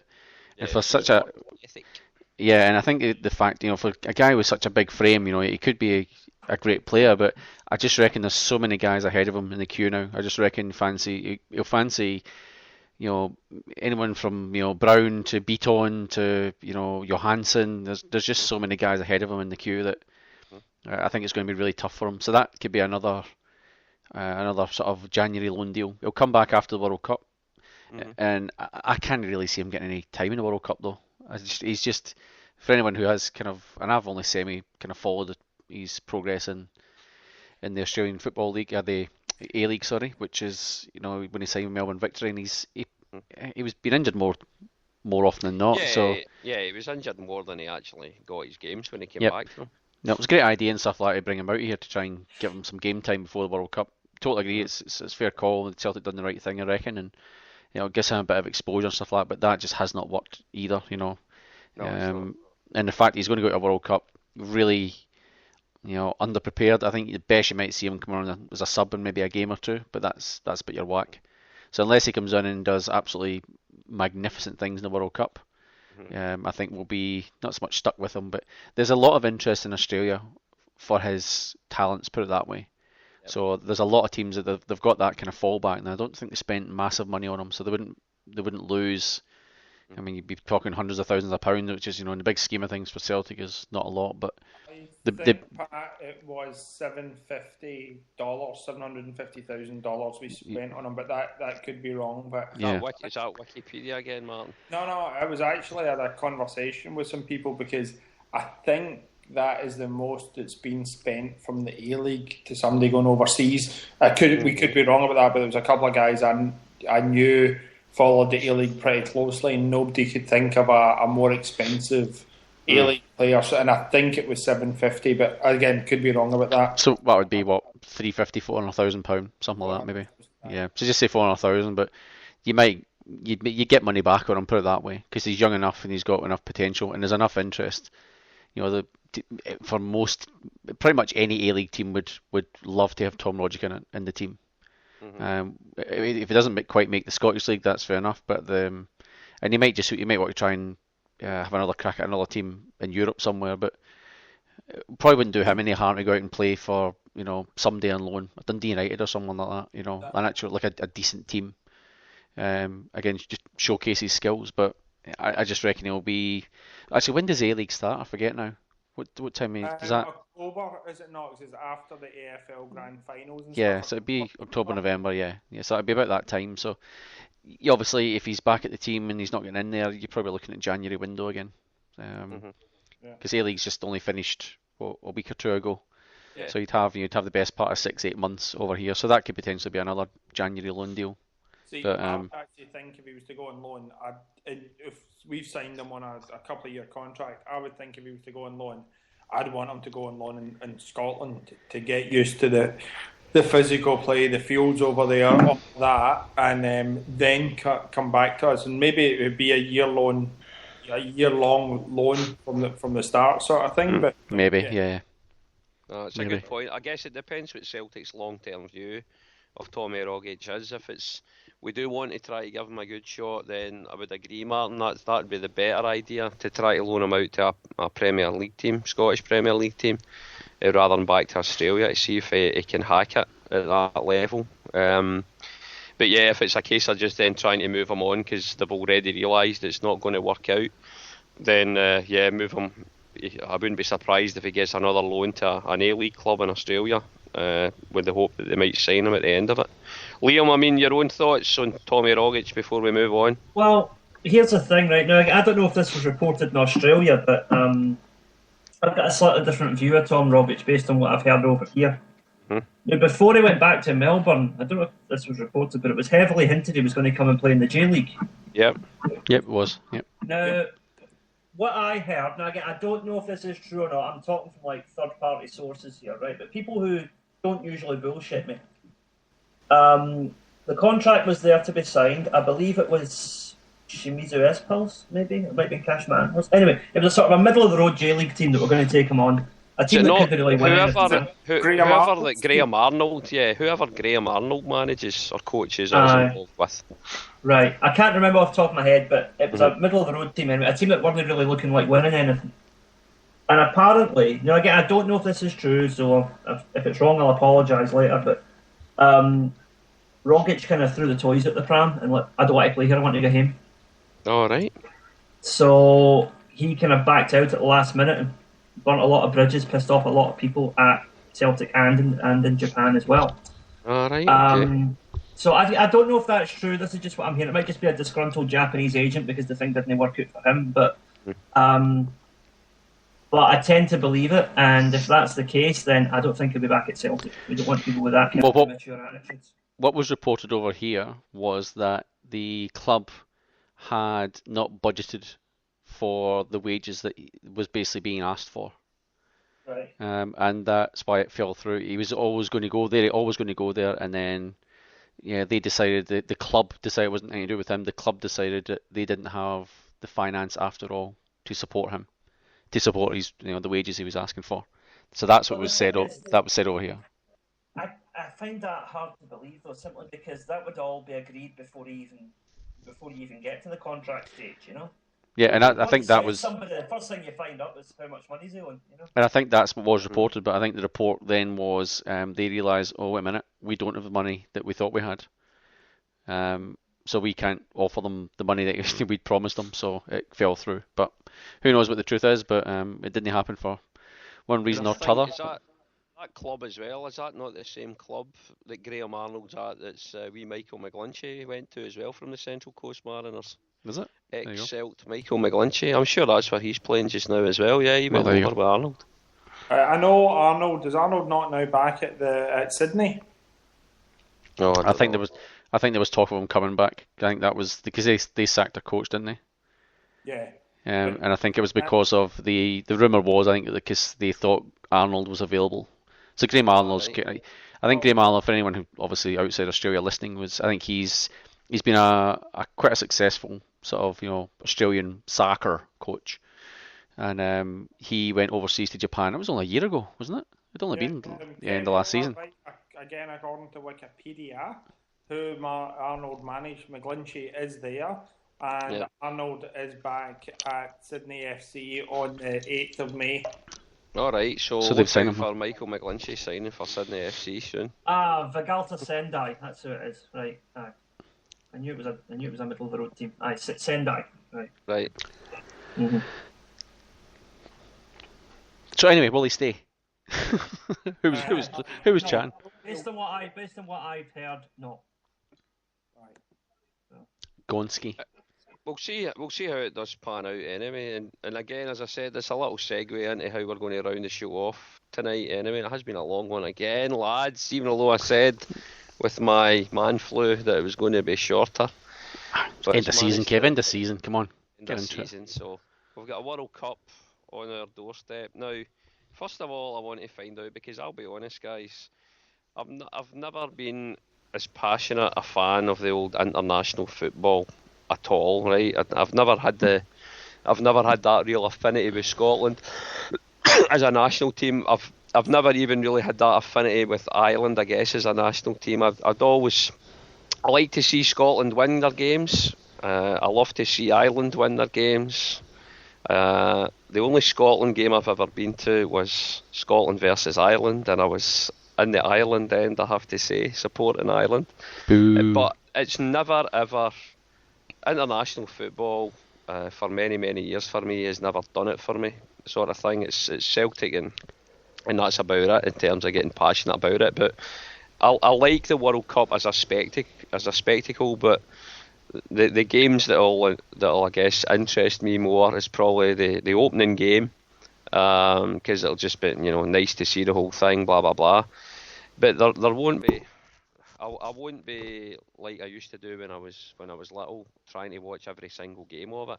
I'll probably try and watch the games, England versus whoever the hell they're playing, to cheer on the other team. But for me, the World Cup it's not got the same feel for me as it maybe used to have in the days of the Socrates and the Zicos and all that stuff. It's just. It's not the same. I think because it's going to be in Brazil, I'm hoping that it's going to be a real showpiece and a showcase, and it's going to be a spectacle. But I can't get excited about the World Cup, guys. I must admit, I'm not sure who's going to win it. I think Brazil, because it's in their home patch. I'm not sure. They're going to be pretty difficult to beat, I suppose, at home. But I think some of the other South Americans are. The likes of Mexico could be tough as well. Spain will be there or thereabouts. I think some of the other European teams might struggle a little bit, as they always tend to do when they go to when they go to South America or the Americas. So I think it's still. I don't think it's a foregone conclusion that it's going to be a Brazil or a Spain that's going to win it this year. But that's my thoughts on it. As I've just said, I'm not a huge fan of the old international football stuff. It doesn't excite me too much. But Liam, you were going to maybe mention a few players to keep your eyes out for that might actually even interest Celtic in this World Cup. Well, I mean, I've been doing some research the last few days, and I thought, before the World Cup, I love the World Cup. I've always loved the World Cup. Although I kind of had a depressing realisation the other day that I teach kids who are aged at 10 to 15. I just realised none of them have ever been alive to see Scotland in a World Cup. It's never happened. There you go. That's how long ago it was. They've been on this earth, they've never been to a World Cup. But so what I did was I focused on players that could realistically be within Celtic's price range, within the sort of a 2 to 5 million kind of bracket. So obviously a few of them are Japanese because that's the players I know about the most. But I've got a couple of European ones as well. So I'll talk. I've got my top 5 here. I'll talk you through them. See, this is what we need, boys. Liam does research here. He's prepared. He does research. He adds value to this podcast. Kev, let me just interject there, Kev. Who's the one that does all the agendas and stuff like that, and who actually even gets links to so that you guys don't actually have to go and look for anything? So, Liam, I commend you for doing research. Pat, I commend me for doing research.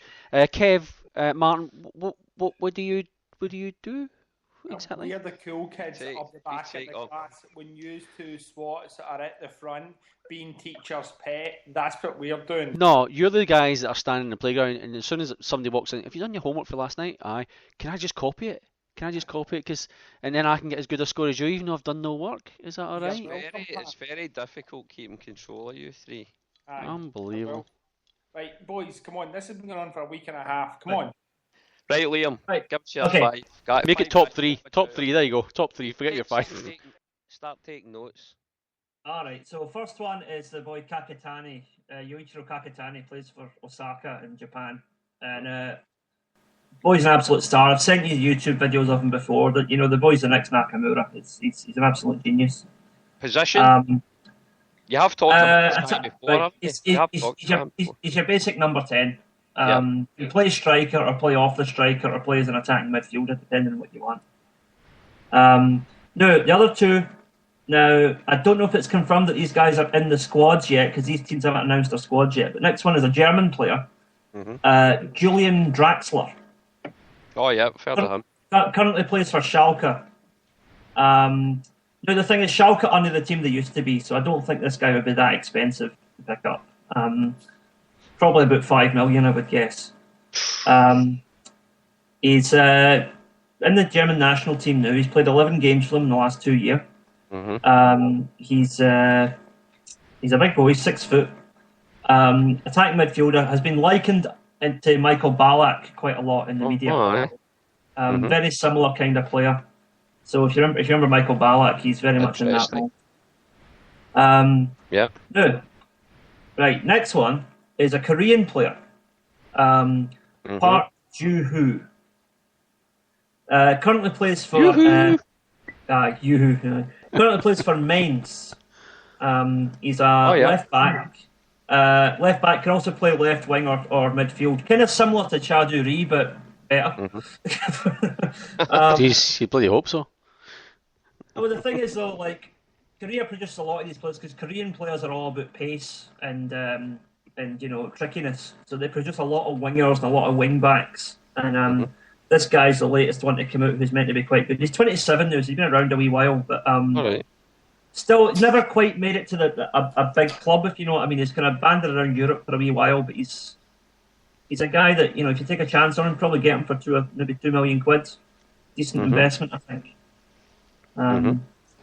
So that's my top 3. I mean, I've got another couple I could talk about, but you don't want to be here all night. No, I want to hear them. Have you got another Japanese in there?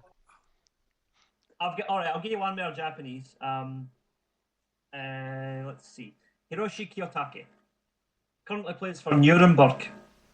Striker. But he's quite tall for a Japanese. He's almost 6 foot. Which is kind of unheard of in Japan. So he actually plays almost as a target man for them sometimes. But he can also do playmaker, and he links up with the attack pretty well. So he's not really become a dominant force in the Japan team because you've got Honda and Kagawa who play kind of similar positions. But the boy's a player, You wouldn't get to play in Germany if you're a dud, Yeah, unless your name's Timo Pukki, but Oh, harsh. But so that's my players to watch out for. No, that's good. I definitely like the sound of is it Kakatani, the first one that you mentioned there? Aye. Anybody that you describe as that number 10 player interests me, because that's the type of players I love seeing in the hoops. What's his contract status just now though, Liam? Is he a big thing in Japan as well? Because that'd be the type of thing obviously that would interest the Celtic board as well, getting that type of Nakamura type big star player over here. The thing about Japan is any player who plays in Europe becomes an overnight superstar. So basically Kakatani I think he's the most gifted player in Japan at the moment. But in terms of coverage, he doesn't really get much because you've got Honda playing for AC Milan, You've got Nagatomo playing for Inter Milan. You've got Kagawa at Man United. These are the guys who get all the coverage. Once Kakatani makes that move to Europe, wherever he goes, he's going to be on that level because he is that good. I think. I trust you, Liam. I trust you. Start tweeting out some of those links to his stuff on YouTube, and we'll start spreading the rumours. See if we can do. You might get some commission on this, Liam, if we do sign him. Aye, that'll be right. It's Celtic we're talking about. Come on. Right. Anyway, guys. Finally, predictions for the World Cup. Then, have you had a chance to have a think about who's your favourites to win the tournament? Martin, I'll ask you first. Are you looking forward to it? Oh, look, I'm looking forward to it a bit, I suppose. I love sport, I love football. I'll watch what we can. I don't even know what the time difference is. Australia it's going to be shocking. It's shocking enough for me. It's going to be even more shocking for you. You'll have a few early morning games, mind you. You'll be able to watch if you're not working. I would think I think Australia's not just in the group of death; it's in the group of absolute horrible death type thing. So I don't have I think they'll do what they can, but yeah, I think they're going to get humped. To be honest, I'll take interest in it. I'll take interest in it, but I'm not that bothered by it, I suppose. Who do I think will win? I think being in their hometown, Brazil, has to be an absolute favourite. Spain, no team has ever, apart from Brazil, no team has ever won it outside. A European team's never won it in the Americas. So I would think Spain would do well, and then really it's. I suppose God knows you throw an Argentina again in there, you throw a Germany in there, the stand-up powerhouses, but you just don't know. You just don't know. England won't do much, will they? Nah, not at all. I'm actually think they will. They think they will, but they think they will. I'll be honest, I can't remember a World Cup that they've not went to thinking they're not going to do really well at, and yeah. And look, I actually thought probably about 10 years ago they should have, with the actual squad they had and that, they should have done a lot better than they did. But yeah, I don't think. I think in a group with Uruguay, Costa Rica, and Italy, there's no easy games there. Apart from Marty boy. Are you on it? Mate, I'm exhausted. Come on, I told you I wanted this thing to last for about 25 minutes, and we're up to for part B, we're up to 2 hours and 10 minutes. Come on. 163 minutes. We're fine. We're fine. We're all right. The wind lasted less than this. Right, this has gone. What's your thoughts on the World Cup? Are you looking forward to it like a little kid before Christmas? No, a bit the same as Martin. Looking forward to it because it's football on the telly. But yeah, it's no Scotland in it, so as long as England don't win it, don't really care.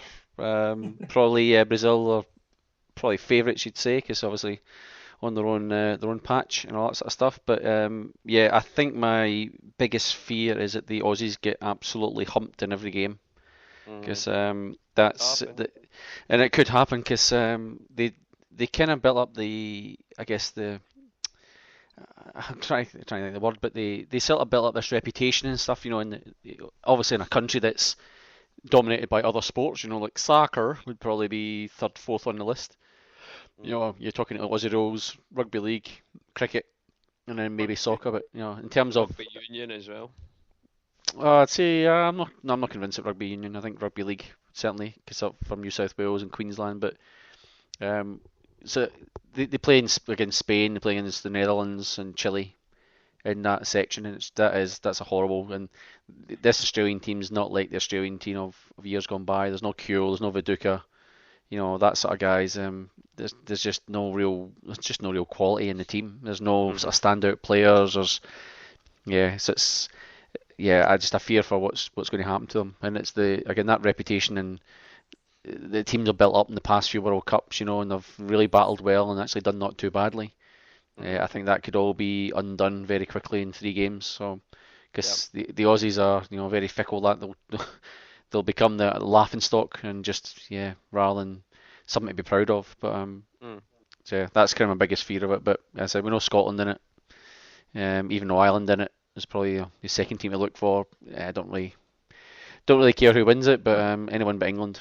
That old I need to look at that old logo, the old ABE logo that I sent out that was floating around the last one. So yes, as long as you like to see a few games, same as Martin. Might get up for one or two of them, might get up for some of the England games in the hope they get humped. But probably be recording a few of them and catching them later on. Or SBS are normally pretty good with highlights or on delay or something like that as well. So, but we'll see how we go. Liam, how do you think Japan will do? Japan's got a really interesting group. I mean, they could win the group or they could finish bottom of it. It's four. Who's in their group? Colombia, Greece, and Ivory Coast.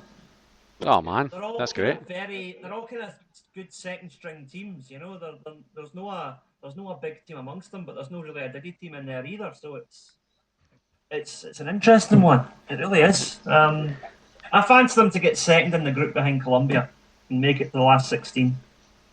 And for there, it really depends who they get. And who do you think is going to win the thing outright? Well, what I usually do with the World Cup, I've got 3 bets, right? I've got my banker, the team that I actually think is going to win it, my outside chance, and then just my wild one that I do for fun, right? Yep. So, my banker is Germany. Mm-hmm. What price are you getting for them? What price are you getting for them? I haven't actually done my coupon yet, but last time I checked, I think they were about 10s. All right. It's certainly good value. All right. They're always there or thereabout, aren't they, Jeremy? They're always there or thereabout. And just with the strength of the Bundesliga just now as well. It's. I just remember the last World Cup, you had players like... who's that one with the googly eyes? No, Craig White, the other one. Plays for Arsenal, what's his name? Egil Ozil. Ozil, that's it, aye. He was... Him and about 2 or 3 other players, they were good at the last World Cup, but they were just that wee bit below their prime. And he's like 25 now, so I think they'll all just be hitting their peak at the right moment. The same way as Spain did 4 years ago. I think they've got a lot of players who are just hitting their prime at the right time. Yep. No, it's maybe not a bad shout. As we said, that they're always there or thereabouts. I think the only thing that might go against them is how they handle playing in South America and playing Brazil, but I think it's not a bad shout, Liam. It's not a bad shout, especially if you can get 10-1 for them. It's a decent shout. My outsider. Now this was the annoying thing because about 6 months ago they were 33-1, but they've come into 14s now. Belgium. Yep. I fancy them just. I don't know if they'll win it, but I think they're looking good for probably quarterfinals or semi-finals anyway. And once you get there, there's always a chance of a shock. Yep. And just my crazy one, I'll have a couple of quid on Japan just because, patriotic reasons. Fair enough. So you don't fancy the chances of Brazil or Spain that we mentioned earlier? Brazil, I think, will bottle it. Mm-hmm. Just because there's a lot of unease going on in Brazil, and a lot of the Brazilians don't even want the World Cup. So there's going to be a lot of apathy. If Brazil lose their first game, for example, the crowd are going to be right up their backs, and they could bottle it. They could do what France did a few years ago and crash out in the first round. I mean, it could happen. I don't see it happening, but there's that possibility because there's a lot of stuff just under the surface for Brazil right now that isn't going very well. There'll certainly be a lot of pressure on them to do well anyway, that's for sure. And they've got a young team as well. I mean, you remember what happened to Ronaldo at the '98 World Cup? The poor guy basically had a nervous breakdown before the final, Something like that could happen again with it, because it's going to be even more pressure now because it's in Brazil. Yeah, exactly. And the other thing was Spain. I think Spain are past it. Not past it. I mean, they're still a very good team, but I don't think they're the best in the world anymore. Another wee interesting bet, just before I finish. You can get, I think it was 25-1. No, sorry, 14-1. England to get out the tournament without getting a point. Mm-hmm. And 25-1. England to go out without scoring a goal. I'd love I don't to think it's going to happen. I don't think it's going to happen. It'd be lovely to think, but a game against Costa Rica. But they're playing them last, at which point they might have already been humped in the first 2 games and they'll be out anyway. Well, I like your thinking, Liam. I hope you're right. We'll find out.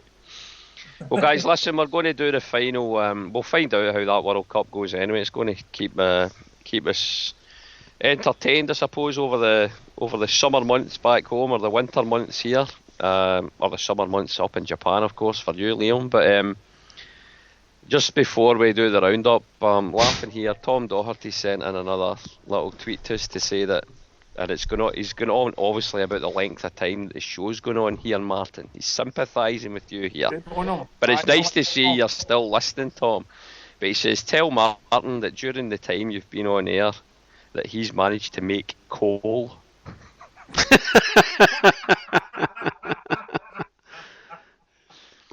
So that's quite impressive, Tom, I have to say.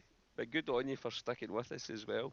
Here's another one in the chat room, Kev. We've got Toby Jug, who's had an agreement with his boss that he was allowed to listen to the show until it ends, and that was 45 minutes ago, and he's still listening. So now, if I'm reading this right, he's working at Asda Parkhead, mate. I don't know if I'm reading that right, but anyway, either you're going to Asda Parkhead or you're working at Asda Parkhead. So there you go. Yes, well, we have. It's definitely been longer than was anticipated, but we say this every bloody show. This is almost 3 hours, this one, though. Oh, dear. I know. Right, let's start wrapping it up. Martin, do your shout-outs or any little mention. Alright, shout out to the wife again, because she may not have heard the start of it. We might not have an iPod big enough or an iPhone big enough to download the podcast, so I shout out to my wife, because I generally forget to say that, to tell her I love her. Shout out to my 3 boys, that Daddy loves you very much. Shout out to my cousin Sean, who does listen to it, and anybody else out there that knows me. And that's it, really. Good on you, Martin. Are you staying with us till the very death, or are you going to bugger off now because you're yawning? Starting to close up now. I'm seeing 2 hours 12 minutes. If it's going to be maybe finished, I don't know, maybe even just within the 4 hour mark, I'll probably stay for that. But if you're going to push it on to the 5 hours, then I may just have to go to my bed. Good on you, Martin. Liam, what about yourself? What's happening with the Osaka CSC?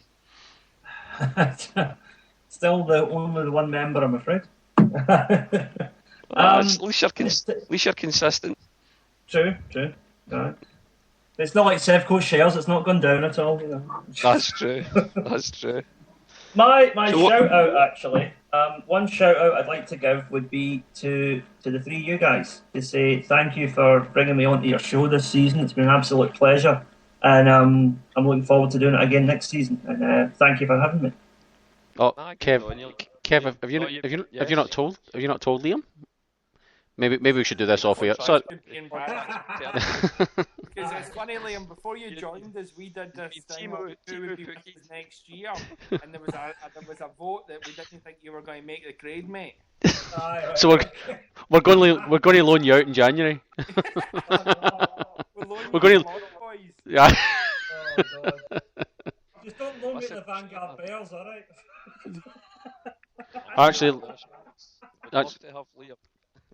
on that, Liam's been spruiking himself. He's desperate to do a World Cup podcast. So if anybody out there in Hill Media Land, if you've managed to last the 4.5 hours that we've been sitting here, Liam's desperate to do a podcast with somebody about the World Cup. So there you go.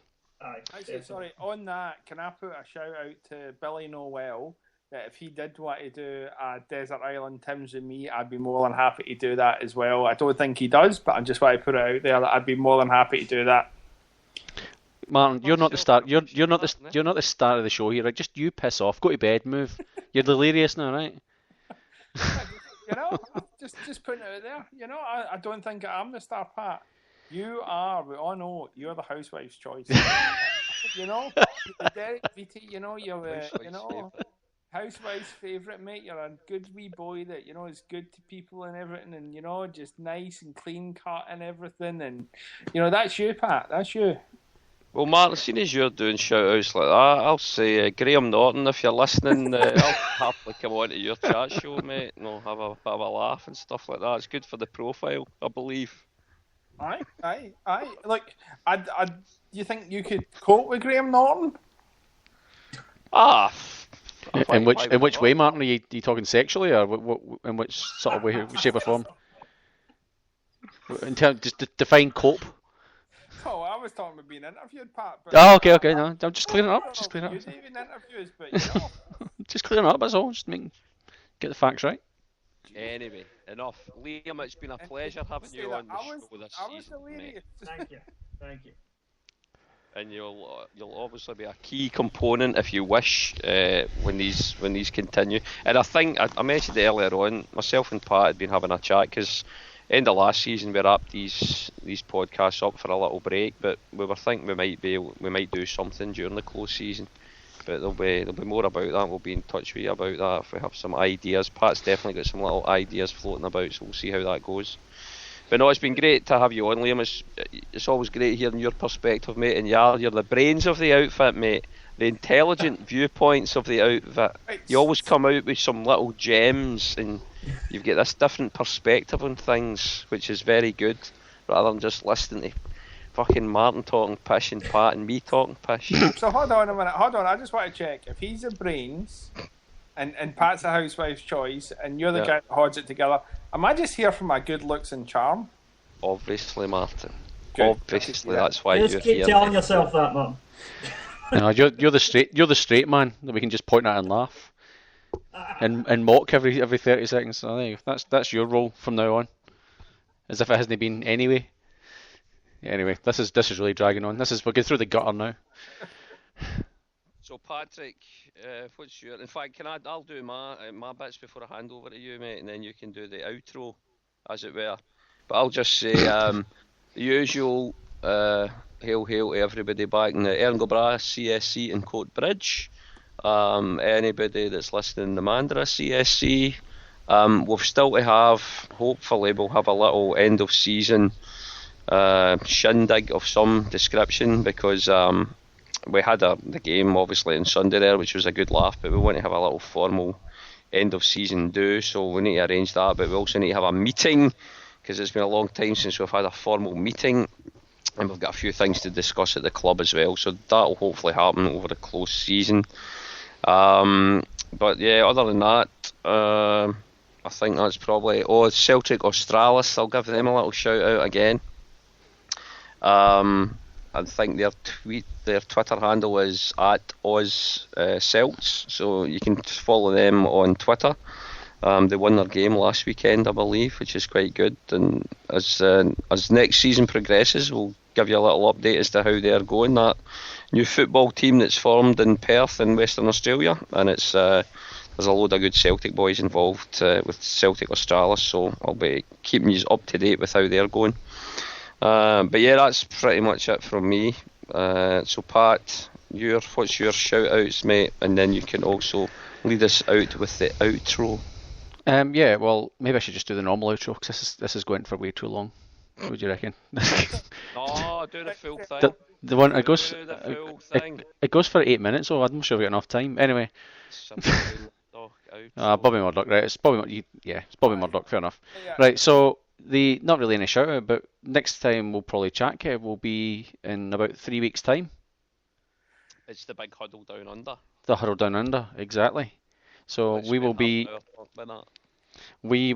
on the Gold Coast, and I have acquired a recording device that I've borrowed from work, Kev, so we'll get a little sound bites from people on the Gold Coast, and we'll rattle up a little podcast, and I've got no idea how we'll do it. We'll just rattle up some questions that we can fire at people, and yeah, we'll get people to introduce themselves because they're going to be from all over the place in Scotland, and maybe just do a little show of some sort. It'll just be like a pre-recorded thing, but we'll see how we go with that. But yeah, so 3 weeks from now we'll be on the Gold Coast. So we're going to do a quick push to try and just I've mentioned this to a few people, but I've got this fear that you're going to meet somebody in the street who's a Celtic supporter, and you're going to chat and say, "Oh, we're up to the Gold Coast in June, and it was absolutely fantastic," and they're going to go, "I know nothing about that.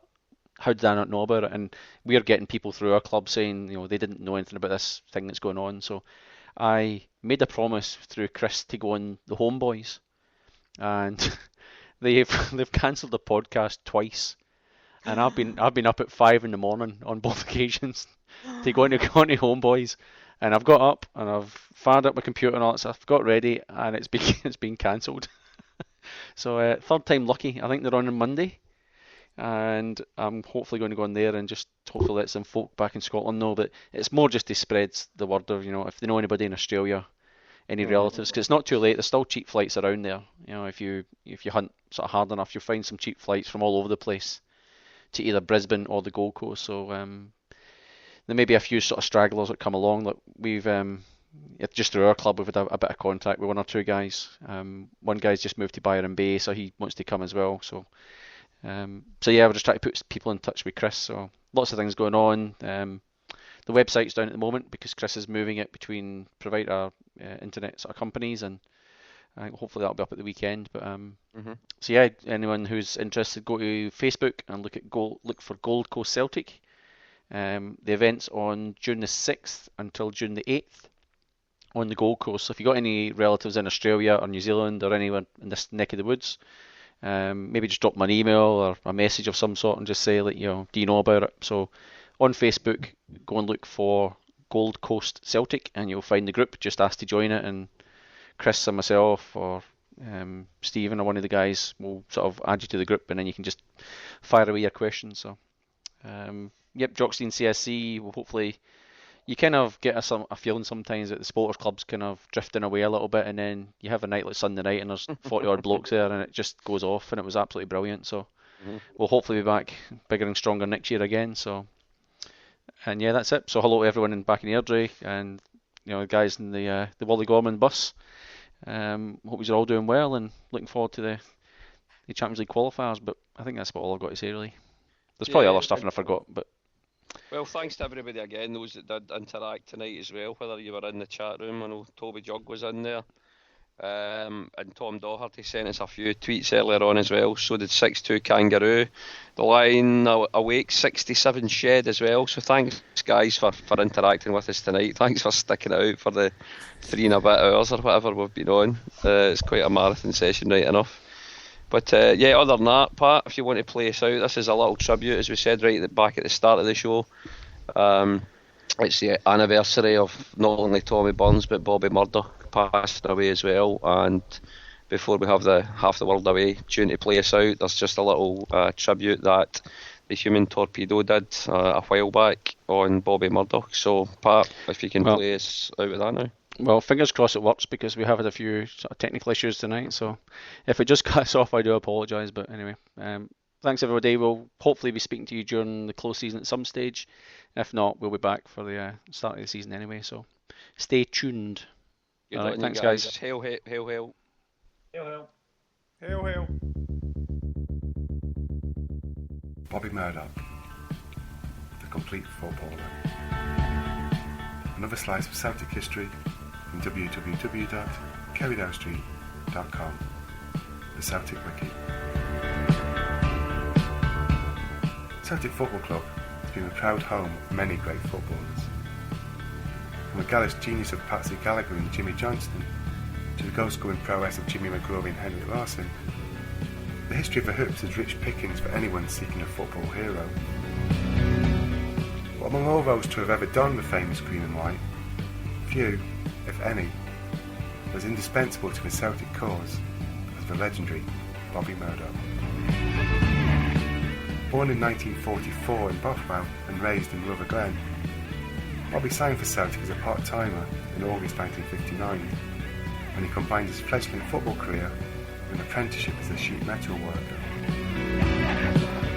Initially farmed out to junior side Cambuslang Rangers, he joined the Parkhead ranks on a permanent basis in 1961. Bobby's first team debut came against Hearts on August 11, 1962. He would make an immediate impact with a debut goal after just 7 minutes, as the boys won the League Cup tie 3-1. Part of a youthful but underachieving Celtic side, the teenage Murdoch was initially played in the forward line at inside right, but he was a competent rather than outstanding performer. As talented as young Bobby was, no one at that time could have possibly imagined that here was a player with who had potentially become one of the greatest in the history of Scottish football. No one matters apart from Jock Stein. When Big Jock returned to Parkhead in 1965, one of his earliest decisions as manager was to withdraw Bobby from the Hoops forward line and put him alongside the tenacious Bertie Ode at the very heart of his new look Celtic. It was an inspired move. Now fielded at right half, Bobby Murdoch blossomed. Strong and powerful, Murdoch coupled a robust physique with a delightfully delicate touch.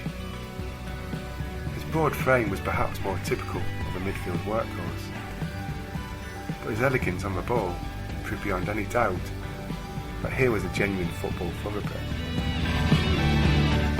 In attacking mode, Bobby Murdoch posed a nightmare conundrum few defenders could solve. His vision allowed him to frequently dissect the most organised and resilient of defences, with passes of seemingly impossible precision.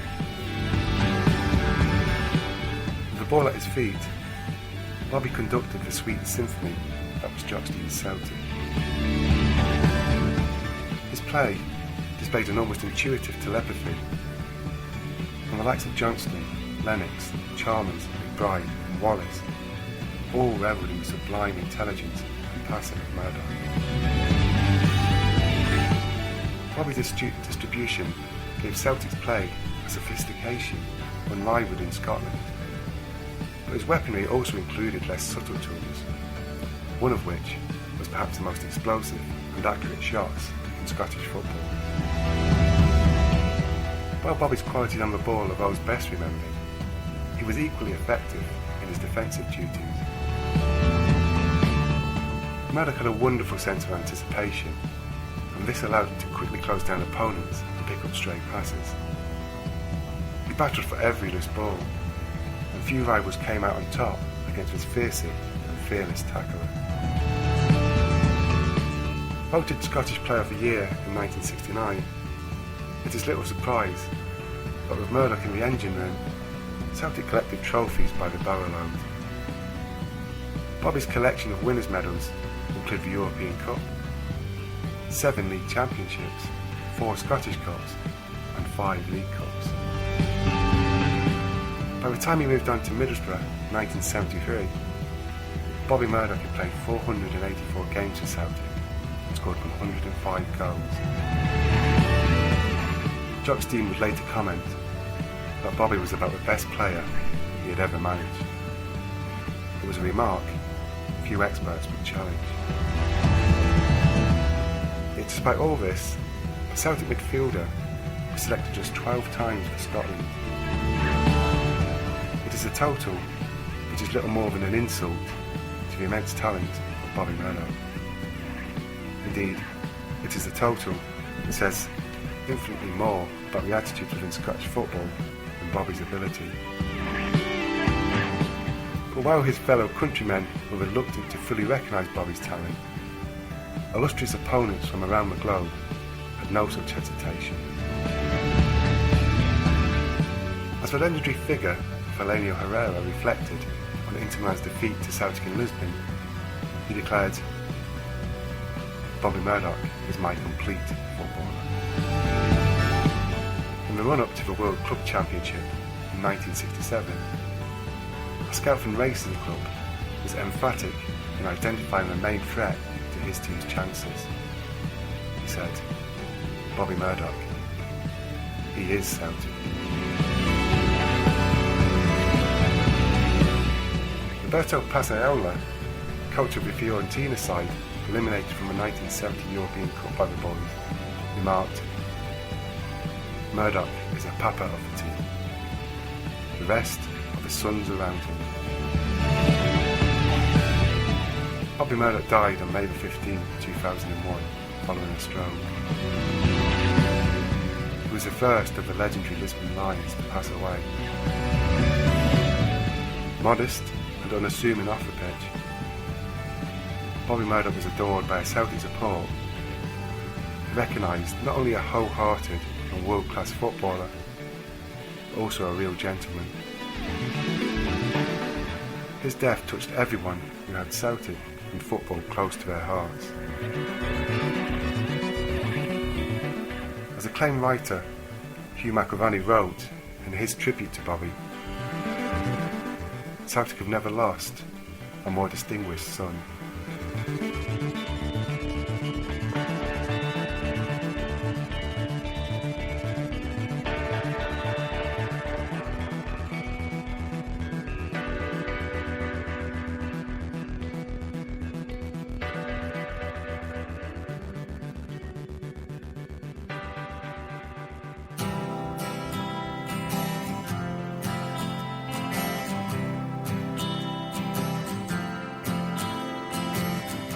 I would like to leave this city. This old town don't smell too pretty, and I can feel the warning signs running around my mind. And when I leave this island, I book myself into a soul asylum, 'cause I can feel the warning signs running around my mind. So here I go, still scratching around.